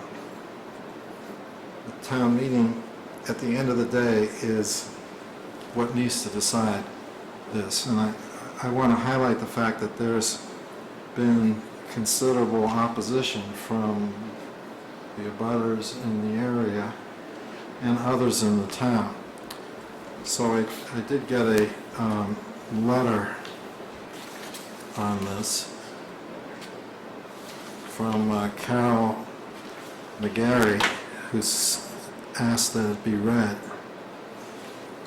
It reads as follows. Paul, I am writing to state my concern over the possibility of spending more money on the Pine Hill Emergency Access Road. As you know, 2013 town meeting approved a gravel road only. The road that was constructed appears to be more than just gravel, but whatever the material, it's well constructed and smooth. The current packed gravel road is passable and safe, clearly adequate for emergency egress. Paving the Pine Hill access road at an expense of $1 million is a badly timed and appears to be unnecessary expenditure. Now is not the time to increase the town's debt load. 2016 town meeting voted $1 million for library renovation. As advisory pointed out in their preamble to the town meeting warrant, we are still servicing debt from renovating town hall, rebuilding the C&D building, rebuilding the fire station, and building a new police station. With 3 pending 40B projects underway or proposed, the town faces an influx of new residents, which will likely prompt renovations to the school itself at unknown expenses. Even if the project does not incur debt, there was much more debate before the 2013 town meeting about traffic flow issues and traffic safety with the added egress from Pine Hill. If the road is paved, clearing the way to a change in Pine Hill's bus routing, then it should be openly and deliberately shared with the town as a whole for a thorough discussion of the pros and cons, not slipped into a BOS meeting at the middle of summer when many residents are on vacation. We rely on the selectmen to identify issues like these which are of broad public interest and make sure that they get a fair hearing with the town. I hope you and the other selectmen will push the pause button on this proposal until it can be more widely aired. So that's the communication that she asked to be shared. So for us to go forward, whether we use the earmark funds that the state provided or whether we use our own funding, the fundamental point is that we need a town meeting vote. And at the end of the day, the people of the town own the property over which this road has to be constructed. So it is up to the people of the town to decide, not for us as the Board of Selectmen, but the people as a whole. So it really has to be a decision for the voters. And that brings us to the question, should it be on the warrant for the special town meeting or should it be for the annual town meeting? I don't have any letter to read on that subject, but I know that it is one that has a considerable divisiveness in the community. There are those who feel strongly that a better road and one that's regularly used is really what the schools need. And I know that there's a contingent who say, no, that what we have is enough. That really has to play out in as wide a forum as we can get, with as many people involved. I was contacted by these because it was on the agenda and they can't be here to speak for themselves, but those abutters and people who are opposed to the road do want to be heard on this issue and do want to have an opportunity to be heard on this, and I don't think we should deprive them of that opportunity to be heard. So that's pretty much it for my little input on this. Anybody else up here have? I have one quick question, which is apparently there was an earmark for the Pine Hill Road extension. I don't know anything about that. Does anybody know the background or the history of that? Paul's the expert on that. Could I speak to that only because I had a in-person meeting with Representative David Linsky, and the reason I had this meeting with him, this is actually at the direction of the Public Safety Committee, was there has been some ongoing comments made about whether or not that earmarked money went away and what's the status. So I wanted to get update from Representative Linsky. I spoke with him for about 25 minutes, and he I asked him if it was okay for me to repeat on camera what we discussed, and he said that absolutely. So the way Representative Linsky explained that earmarked money was that there is a transportation bill that is controlled by the executive branch, which is the governor's office. And in fact, both Representative Linsky and Senator Ross every year have been writing letters of support to the executive branch to utilize some of that earmarked money for the Pine Hill Access Road. So that is the truth. However, Representative Linsky also made it very clear to me that he didn't feel that any of that money would be given to the town of Sherborn for that access road. And he made it very clear to me that this is more of a local project versus a state project. Just add to that the appropriation is in a bond bill, and because it's in a bond bill and not on the operating budget, it operates like a warrant article on our town meeting as opposed to the budget. The budget ends at the end of the fiscal year, and anything not spent goes to free cash and all of that. This is not a item that would necessarily end, and that at any time it could be spent. That's a decision, like all appropriations. Every year the general court appropriates money, and the governor can choose not to spend money if he doesn't want to, or he can choose to spend money if there's a good reason to spend the money. If town meeting votes, let me put it the other way around. Because town meeting has not voted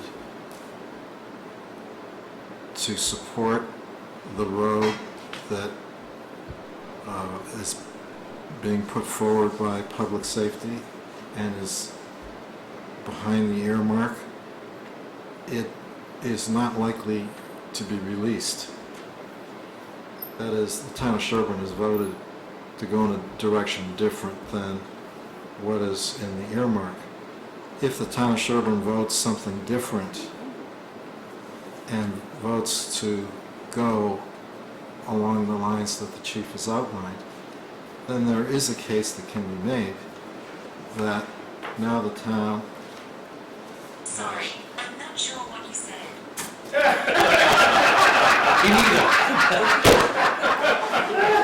That was the Siri, I believe.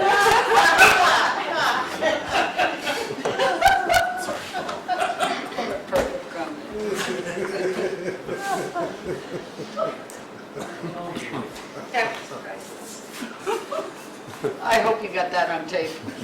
Shut it off. John and then Frank. If, I would like to contradict what Paul did say. I worked on this project for quite a few years, and I had some people come along, like Frank that came along and helped me out towards the end of this. There is one town meeting that the town did vote the concept of the design that was put forth. Dan Keyes was the selectman. We asked no funding, but they did accept the concept of this project so that we could try to find some alternative funding of the road. So town meeting has approved this concept, and I have to look back because I wasn't prepared for this. I do want to let you know that we actually, Pine Hill Road was shut down for about 6-7 hours on Monday when a truck took down telephone lines that blocked the complete road. So we actually used the road. But as I said, town meeting did accept 3 or 4 years ago the concept of it, but there was no funding along with that vote. I'm going to say you're talking about a particular warrant article that was written up in such a way it wasn't, and that's the way the advisory had chose to write it up, excuse me. But we did have one town meeting that did vote the concept. The only thing that has held this project back has not been as much of the concept as the funding of it. So. Well, just in reply, I will point out that the 2013 town meeting vote, Article 9, is the most recent vote of the town. So if it is true that there was a vote on concept, that's been superseded by this vote. Was that a funding vote, Paul? It both included funding and the But was provision. it funding for the road as a gravel road, or was Yes. it a restriction that the road could only be a gravel road? Yes. I think it was just defining that we were just spending money on a gravel road and Well, that's what I'm also wondering. putting in word, so everyone understood it, it only could be used as emergency access because it's a gravel road. I don't think it was intended to draw a line and say, If you got funding from another source, you didn't, yeah, it's not that you don't want to use it every day.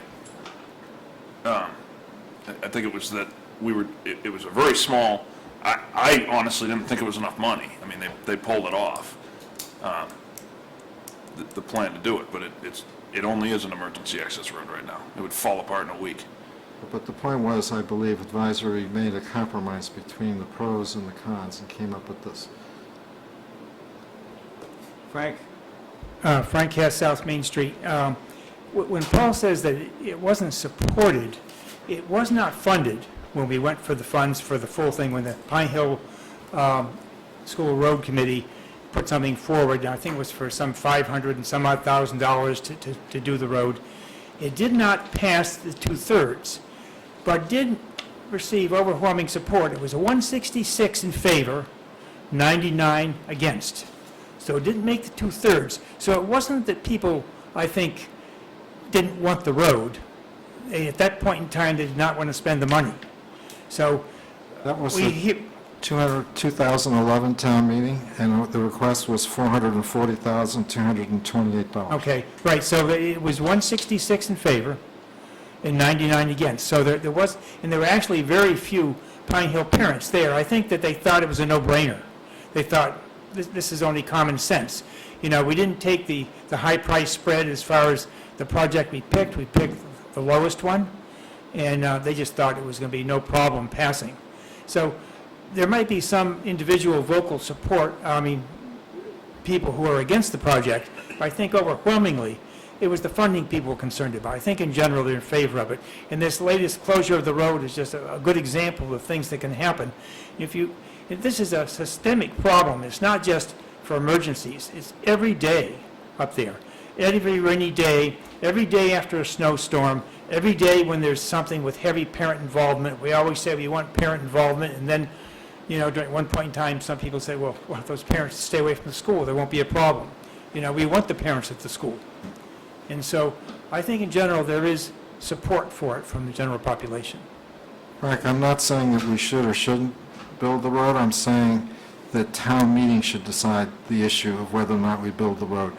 And if you think the support is out there to build it, then you will win at town meeting. The proof of the pudding, it's easy for people to say, oh, everybody's in support of this, and everybody's saying that, and everything else. The proof of it is at town meeting. Let's count the yeas and the nays, and let the people decide. That's all I'm trying to say here tonight. Right, and united support from the selectmen would help us a long way on that, too. Susan, you had a comment? Yeah, traffic safety hat. Traffic safety has been discussing the intersection of Pine Hill and the lights, the pedestrian crosswalks, the lights themselves that need replacing, sidewalks that are 3 feet wide with the controls there, but tying that all into the Pine Hill extension. Let's start calling it an access road. It's what we're asking for is the completion of the Pine Hill extension as what we brought and had designed out 2011. Because by doing that, you're taking so much more pressure off of that intersection at the end of the school day when you have all those parents try to exit at a intersection that is already straight. So if we can get the exiting traffic away from there. So traffic safety has discussed this with public safety. This needs to be done. It's been piecemealed enough. Thank you. Has there been any kind of safety study in terms of the egress onto Elliott Street at that location? No, most of it's anecdotal, and it's usually, you know, my officers are down at the bottom of the hill trying to get the traffic in and the traffic out. I'm looking at the exit from this access road. In other words, that's a kind of a tough spot along that, kind of a quick stretch of road. I know you were concerned a few years ago about speed. If you designate that road for regular egress out onto that road, do you think that road and the intersection with Lake Street is going to be a safe place for people to drive? I have my question. I question that. I don't know, but having driven that stretch enough, I think there's at least a chance that putting school buses out into that stretch of road is not a great idea on a regular basis. And what I would say to that, Mike, is that we wouldn't discontinue having the officer at that end of the... So you'd have somebody at the exit? Yes. So, and clearly, you know, I can't promise that we're going to prevent any motor vehicle collision. I mean, that's just... Wait, could Wouldn't that be a school? I ask Frank a question? Yeah, we do have the school zone that was established in that section because of the anticipation of the extension was going to be done. But then also part of all the engineering and the plans, there were traffic counts, there were the speeds, there were the sight line distances, all of that was done. So that's what I was asking. That was the exact question. Yes, that was all done when we came up with the original plans way back And since those, we've installed the school zones. And my other, I guess I have two other comments. One comment is just looking at the pricing. I mean, $50,000 to pave the road seems like a pretty decent price. $401,000 to rebuild the road, given all the other road problems we have in this town and how little we've spent on our existing roads, seems to me to be something that's going to take a little bit more thought. We've survived a long time with a unpaved road there, and before that with no road. So I question whether we would ever want to support going to that full extent of $400,000 at this location until times get a lot better, when we've got ample funding to do the roads in the rest of the town. And then the third point I wanted to make was, I think our agenda item tonight is in response to a request from the school committee that asked the Board of Selectmen to support the earmarking money, to make a statement of support or request that the town be granted the earmark money, if I'm not mistaken. Yeah, the language. We respectfully request the selectmen send written communication to the proper persons and departments to urge the release of the earmark, and they use their contacts and positions on state boards to advance the funding of the project. So that was the request, and I guess the comment I have from that standpoint is, we're not really being asked whether we think the road should be built. We're being asked whether we should think that the selectmen should ask the state to give us money that's supposedly earmarked for this project.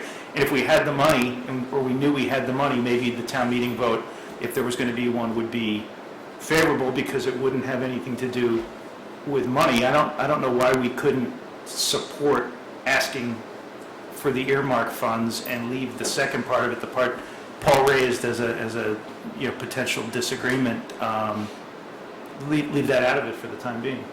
Well, if I can respond to that, first, the people who are opposed to this were not able to be here today, and they want an opportunity to be heard. And number two, the reason why the money's not going to be released, or hasn't been released, is because there hasn't been a town meeting vote.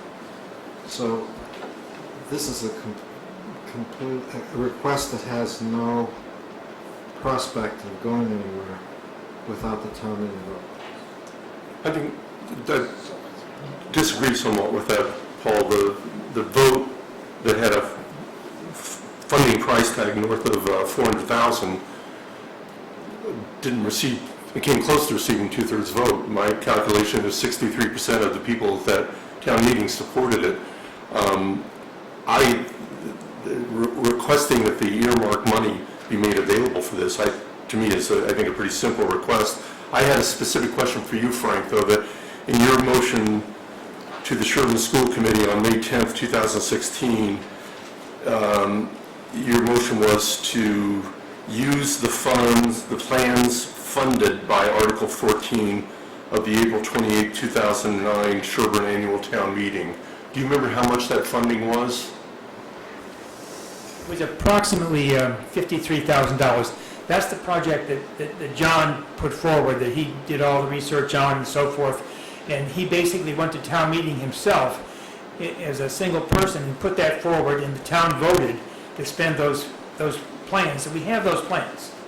That's basically what the work that Ed did, follow those plans. And we have them ready, it's shovel ready. If the motion, I guess the confusing part is if the motion had said completion of the Pine Hill Lane Extension Project, which used the funds, that money's already been spent. That's the $53,000. That's true, That's yeah. referred to, so. Right. We have those engineering plans right down to the last detail. But Mike's correct. Your request is that we affirm our support for the release of the earmark for this project. And I think based on a fairly recent demonstration of support on a warrant that had a $420,000 price tag, I can't remember, you mentioned what that. I think you said 440, did you say, or something like that? I don't know what the price tag was on the Yeah. Yeah, but $440,228. and this has a price tag of zero if the earmark funds get released. The $53,000 covers the paving. Is there a Different road. It's a different road than what's proposed here. No, the prices Ed gave us. which now I don't have. Is there a different version? I remember it being about $400,000 for the full vote. And this would be 400,000 too if we included drainage, sidewalk, curbing. I couldn't agree more with Mike that I'd support the idea of paving it. I mean, there are other highway projects that are far more important that we can spend $360,000 on, or $350,000 on. So I don't, And You again, can pave it and still park on it. It just won't have a sidewalk or curbing, but neither do half of our roads. So I would make a motion to have the selectmen send our state senator and state reps a written communication that urging the release of the earmarked funds for the completion, or excuse me, for the paving of the Pine Hill Lane extension. Just the paving? You're gonna ask the state for just the 53,000? Yeah, I'd use that funding for the paving. I think Mike's right. That's the part of the project that makes sense to me. I don't. Well, if we're spending somebody else's money, maybe more of it makes sense. I mean, I guess as a friendly amendment, I would suggest we just ask them to release the earmarked money and not specify that we're going to limit the project. That makes sense. I don't know that I would support doing all that work, but Right. you know, it doesn't hurt to ask for free money. Right. I don't think. Second. Okay, so moved and second. Any further discussion up here? I would just, I don't know, the timing would work out at all, but I just would like to on the record that I would not support putting this on the fall warrant, because I don't think it's an emergency, and I think people need the opportunity to look at all of our capital requirements at one time and make a decision. So regardless of the merits, I would want to see this in the spring. But we're not discussing our money. Unless you were just making that. This motion is strictly for I earmark. understand. And I agree with you. Yeah, this is a response to a request from another committee of the town that we support them in requesting the state to release State. money that supposedly was earmarked at our request a number of years ago, Yeah. which we haven't seen. And then whether we spend it or how we spend it, or whether we need a town meeting vote in order to spend it, that's a later discussion. Paul's position is they're not going to release the money if we haven't had the town meeting vote. That's fine, we can still request the money. Right. And actually, it's two committees. There's public safety as well. But to Mark's point, if they somehow released the money and we had fall town meeting coming and we just needed a vote to support to spend the state money, You're an I think you'd be in optimist. favor of that, wouldn't you? We'll deal with that there. Yeah. Okay, so we will move second, all in favor of that motion? All opposed? Okay, so that carries 4-1. So Diane or David, could you draft up just a really simple letter on that? Yeah, I'll work with them. Ed and Chief, thanks for staying. I assume you would want to. See you, Commissioner. I'm assuming you would want one letter with the school vote as well. Yeah, that's fine. Consideration of the 40B technical assistance application. Chuck, this is yours. I thank you and Paul. Chuck is going to do the lead here. Yeah, I contacted Jerry Preble at Beals and Thomas. They're in Southborough. They have done this type of work, helping to negotiate 40B projects. They have not represented Trask Development, so they don't have a conflict.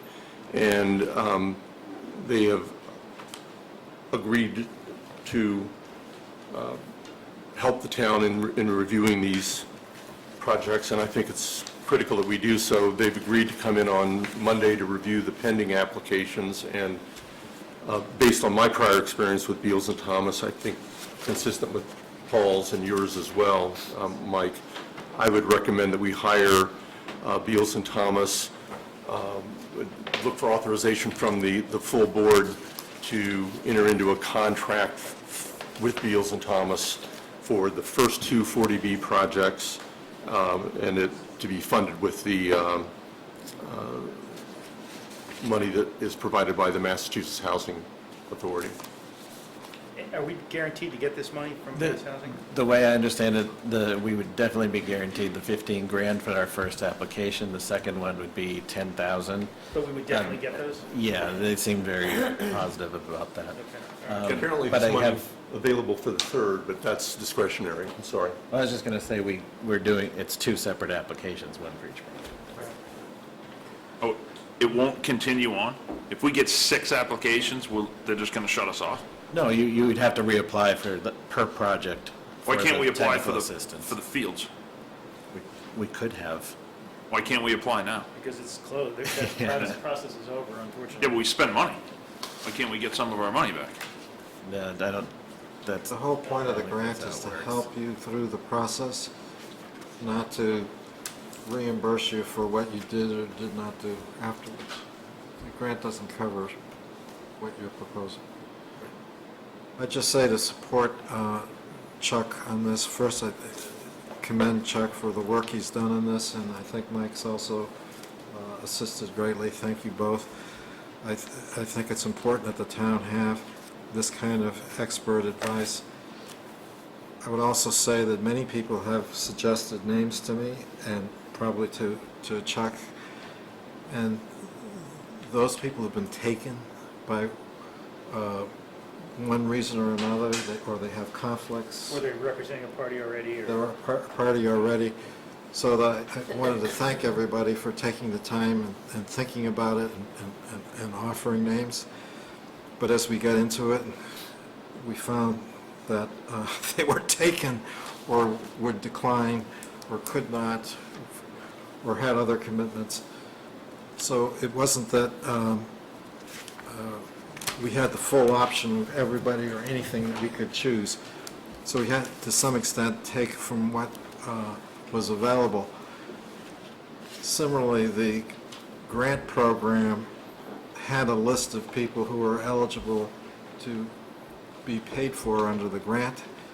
So we had then to mesh that list of approved individuals with the suggestions and the nominations and the ideas that we had vetted, so that the name that's coming forward is someone who has been declared eligible for this grant funding. Yeah, this is a premier area engineering firm. It's a consulting firm, planning and civil engineering consulting firm. And they have a whole, They're a great choice, and they have an expertise in this area, and they also have been listed by the state as one of the available consultants. So- right, they have a whole group that helps in planning with and handling 40B projects. All right, so do we have a motion? So these people would do for us what the hydrologist did that we hired for the fields? That or whatever else I think the board, the zoning board, the town thought would be helpful. Evaluate the project, identify issues, and then. There's a little, But it's technical. It's technical and planning, yeah. there's a little bit of an economy of scale here where the first 2 applications are from the same developer. So the $10,000 for the second one would buy you more than with looking at a 40B application de novo. Appropriate, or should we authorize this subject to Yes. state funding, and they understand that it's subject to the state funding? That's what I would recommend. Good. So you want to make that motion? Well, subject also that there's going to be an interview on Monday. Right. With the town administrator and Chuck. So subject to them passing the interview Okay. and subject to the availability of funding. That's a great suggestion, All Paul. right, so do we have a second for Paul's motion? Second? Discussion? Discussion. If you don't get the state funding, we're still going to need technical assistance. We did last time. We didn't have state funding, we hired technical assistants for the fields. Well, we may What makes have us think we don't need them to for come Coolidge? back to the well, but What's that? we don't have, Well, the advantage of this motion is that it's going to help us get the funding. Okay. As It far also as, helps us negotiate the Good price answer. for the contract. Right. Okay. as far as timing, they don't accept the application until the application for the permit comes into the ZBA. And, well, that's happened then. Yeah, it's already, On either one of these, it hasn't Yeah. happened, is that you're saying? Right, has It's not coming to the happened. state, but not the ZBA. Oh, Right, right. So once it does come into the ZBA, then we can submit the application. So we contacted. Oh, we're Ben still waiting Stevens for that, all right. to say, when is that actually going to happen? And he said he would expect it sometime mid-fall. So it's been moved and seconded, all in favor? Okay, great, good. Full agreement. David, do you have any town administrator report? Just a couple of things. One, I was asked to comment on the Inspector General inquiry. We responded to the Inspector General inquiry regarding the health agent, and in talking to the Ashland Town Manager, Ashland will now require a permission letter for an employee to work in other towns, and any of those permission letters will have restrictions on it, details on restrictions, and we have not received any letter from Ashland giving permission to return to work in Sherborn. So that's an update on that. I just want to formalize the request that I had put in an email, that whatever health person we have working for the town, which ultimately you and the Board of Health will select, I want to be sure that person is going to have office hours on regular working hours that would be available for 40B applicants and be able to participate in a work group, which I hope we put back into place like we had before. The CONCOM rep, the Board of Health agent, the Gino from the Planning Board, and the building inspector. They need to be able to be here like at 10 o'clock on a Monday morning to meet with a Trask or whoever it might be and go through and shape these projects before the developer, without any assistance, just willy-nilly files something. So we need a health agent who's going to be here regularly, not hit or miss. He has to take a vacation day from some other community and get permission for that. You know, on a regular basis, be here and be available to our citizens and to any applicant. I think you're preaching to the choir, but we just don't have, I've tried to look at how do we mandate a certain number of hours. I haven't been successful in that in the past. But I had asked for posted office hours before, and they posted 2 hours. And then I said, that's not enough. We need more posted public office hours. Yeah, but it's- I'm talking about not at 3 a.m. on a Sunday morning. I'm talking about Monday at 10 o'clock to... Right, but you're not really speaking to me, because it's not my call. It's the No, Board he's of not. Health that has to make the call on setting the hours of that health agent, unless... Not if we do an intermunicipal agreement, because that's the Board of Selectmen. Right. Not if we have conditions on a letter that's coming from Ashland. I assume Ashland is Right. going to say, we want this guy here, Monday from 8 to 5. And if Sherborn says, no, we want him in Sherborn 10 to 4, there's incompatibility in those two jobs. Acceptance of the permission letter and any sort of intermunicipal agreement would be the only two things that I could see that we would have control of. So that's what I'm focused on. Is there a requirement to have an intermunicipal agreement if you share a particular employee or not? No, you would want one if the employee is fully employed by one town and that you're paying the other town, basically. I think that's how most of them work. What we have now, we have individuals who are employed in positions in separate towns. And there's no intermunicipal agreements on those. Ashland has come to the fore on this because we happen to have shared the same personnel, and there was an issue that arose where we were asked to look at the same issue Ashland was asked to look at. But have you explored those kinds of arrangements with other surrounding towns that have health agents who deal with septic systems, which could be, I think, Holliston, Dover, Millis, I think. I'm trying to figure out, there are some septic systems, at least in You a mean for another number of shared position number of with- surrounding towns. In other words, Yeah. a shared position with a different town that may also need a health agent that has septic knowledge and experience. I've tried to look, but I haven't identified one that's not already a full-time somewhere else, and I've talked to Daryl. I think the only thing she's been able to identify is a backup person, not somebody that could come on part-time. Well, I want to emphasize that although the Board of Health has specific jurisdiction over the health agent, I'm trying to frame this in terms of the town has, and our citizens have, a vital interest when we're faced with all these 40B projects and other developments, to be able to have someone here who can meet with the building inspector, the conscom agent, the planning director, with the developer, and kind of shape a project that's, so instead of a wild project that upsets everybody when it comes in, and then imposes so much work on our boards and committees to try and get it right, we need somebody who's going to be here.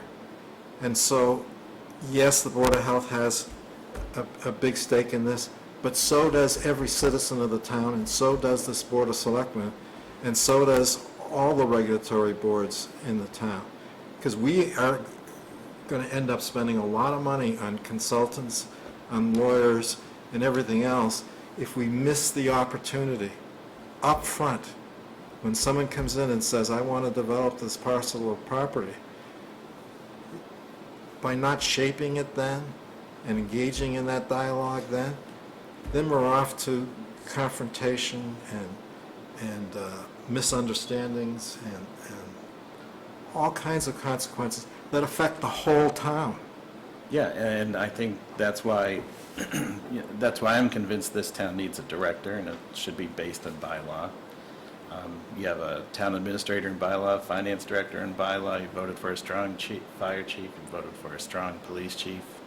I think you need a professional director, especially if the board is going to be expanding, that somebody's here as personnel staff all the So time. it sounds like that's a discussion for the town meeting discussion the next time? Yeah, Okay. yeah. Please. But I did want to have that placeholder on. Yeah, on so the I warrant don't to think there's discuss. much more we can do about it at this point. Let's see, any selectmen Well, reports? there is one thing, to further Paul's point, although we don't have jurisdiction over their hours, you realize they posted hours at one point on Friday afternoon. You know what happens when you post hours on a Friday afternoon? We're the only ones with the key to the front door to get to those hours. I had to unlock the door one time to get in to meet with the health inspector. What good are posted hours when the building's locked up? We have staff in the You building. can't allow that. Like, they can't allow that. It can't be Friday afternoon, and it was at one point. Yeah, I mean, I don't ludicrous. know if, the only way they should do that is if it was appointment only, if they were meeting with certain people. But Yeah, if you're well- open public hours, yeah, the door has to be open so they can get in. Right. Yeah, and there's not much, and it's getting late, and there's probably not much we can do on this subject that's productive. Any selectmen reports? No? Okay. Yep. Next meeting, we talked about August 10th, does that work for people? Yep. Pull that out.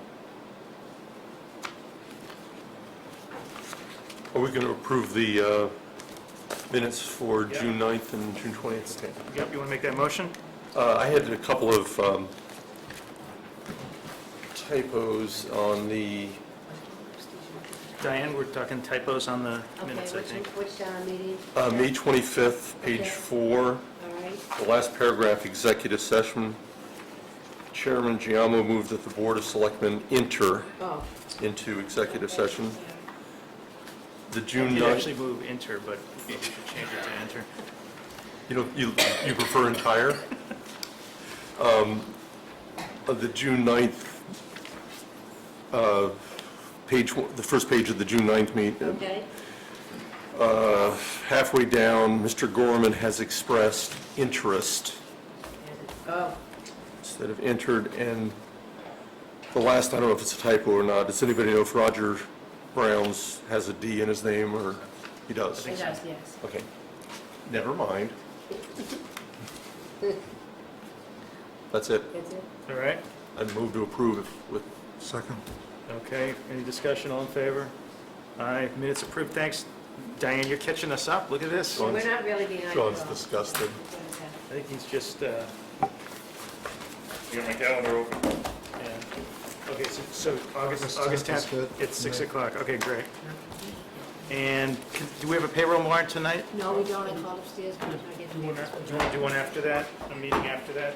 Yeah, August gets tough with vacations and things, but maybe we need to do one. I could do something like the 29th or the 30th. When is Labor Day this year? It's September 5th. Where are you? Paul wanted to know what Labor Day was. Oh. Or when it was. I could do the 30th. So you wanted to do the Monday, the 29th? The 30th of March just said, do you want to Yeah, do Tuesday the 30th? Want to do Tuesday the 30th? People do that one? I'm on vacation, but I can participate remotely. Do people want to do that? No? Yes? Sean, no? No, it's fine. That's fine, okay. If we think we need it. Well, that's the thing, if we need it, maybe we decide next time if we need a second meeting in August. What's the date that you have, The though? 30th of August was the date. August 30th? Yeah, Let's see how you're gonna get out of it. hold that to see if we need it. I mean, there's been plenty of times when we've only had one August. And then I run into difficulties with Wednesdays again starting in September. Okay. Yeah, it would be really helpful to have them on the same day of the week. What, going back into the fall? With Wednesdays, but we may Shift have it to go back to Thursday. Thursday. You won't be able to do Wednesdays again? Not as We a should- rule sometimes, but usually not. Right. So we should just shift back to Thursdays, because it drives people nuts too. Floating around, including our own office, I think. Yeah, I mean, It's tough, it's tough for other it's- committees, because they well, think they're gonna, Yeah, it is. It's they're definitely trying to avoid us, and then all of a sudden we end up taking their room, and I know. It's, so he was just saying he's gonna have to get back off Wednesdays in the fall mostly. I We should hear just you. Shift back to Thursdays probably. that's, part of it. We've all got kind of unpredictable commitments in the evenings, different times, and we're trying to fit a I hear schedule you. together where everybody can be here, so. there's So that's pros a and cons. tentative, that one? The 30th, I think we said if we need it, yeah. Okay. Move to adjourn. Second? Well, last time we did that, then we all wanted Oh, to you're right. reconvene. So let's just Yeah. take pause for a moment. Look over Actually, the agenda, Warrant. make sure we No, covered everything. Good idea, Paul. I do have, it. He asked about that. What? I asked about the one we don't have one. Oh, it's there. You went almost 4 weeks between meetings. Well, 3 full weeks. We do have the fire chief thing we need to address. Yeah, on the 10th of. But we won't address it on the 10th, will we? I thought that was when We David. won't even have resumes back. David was but David was bringing back He'll the have the process group. on the 10th of August. The process on the group. Yeah, I was trying to I adjourn. think you'll have, yeah, you'll have that. And we're having this. I don't want It's better to That whole make sure thing we hanging. covered everything. to, good, I'm ready to go home. Yeah. I missed dinner at the Heritage. What were you having? What? What were you having? I don't know. You're just gonna have shepherd's pie anyway, so. I missed it anyway. I don't think it's on the radio. Okay, all right, good. Somebody moved to Did we adjourn. not adjourn? Seconded. I thought Paul, we you did. okay with adjourning now?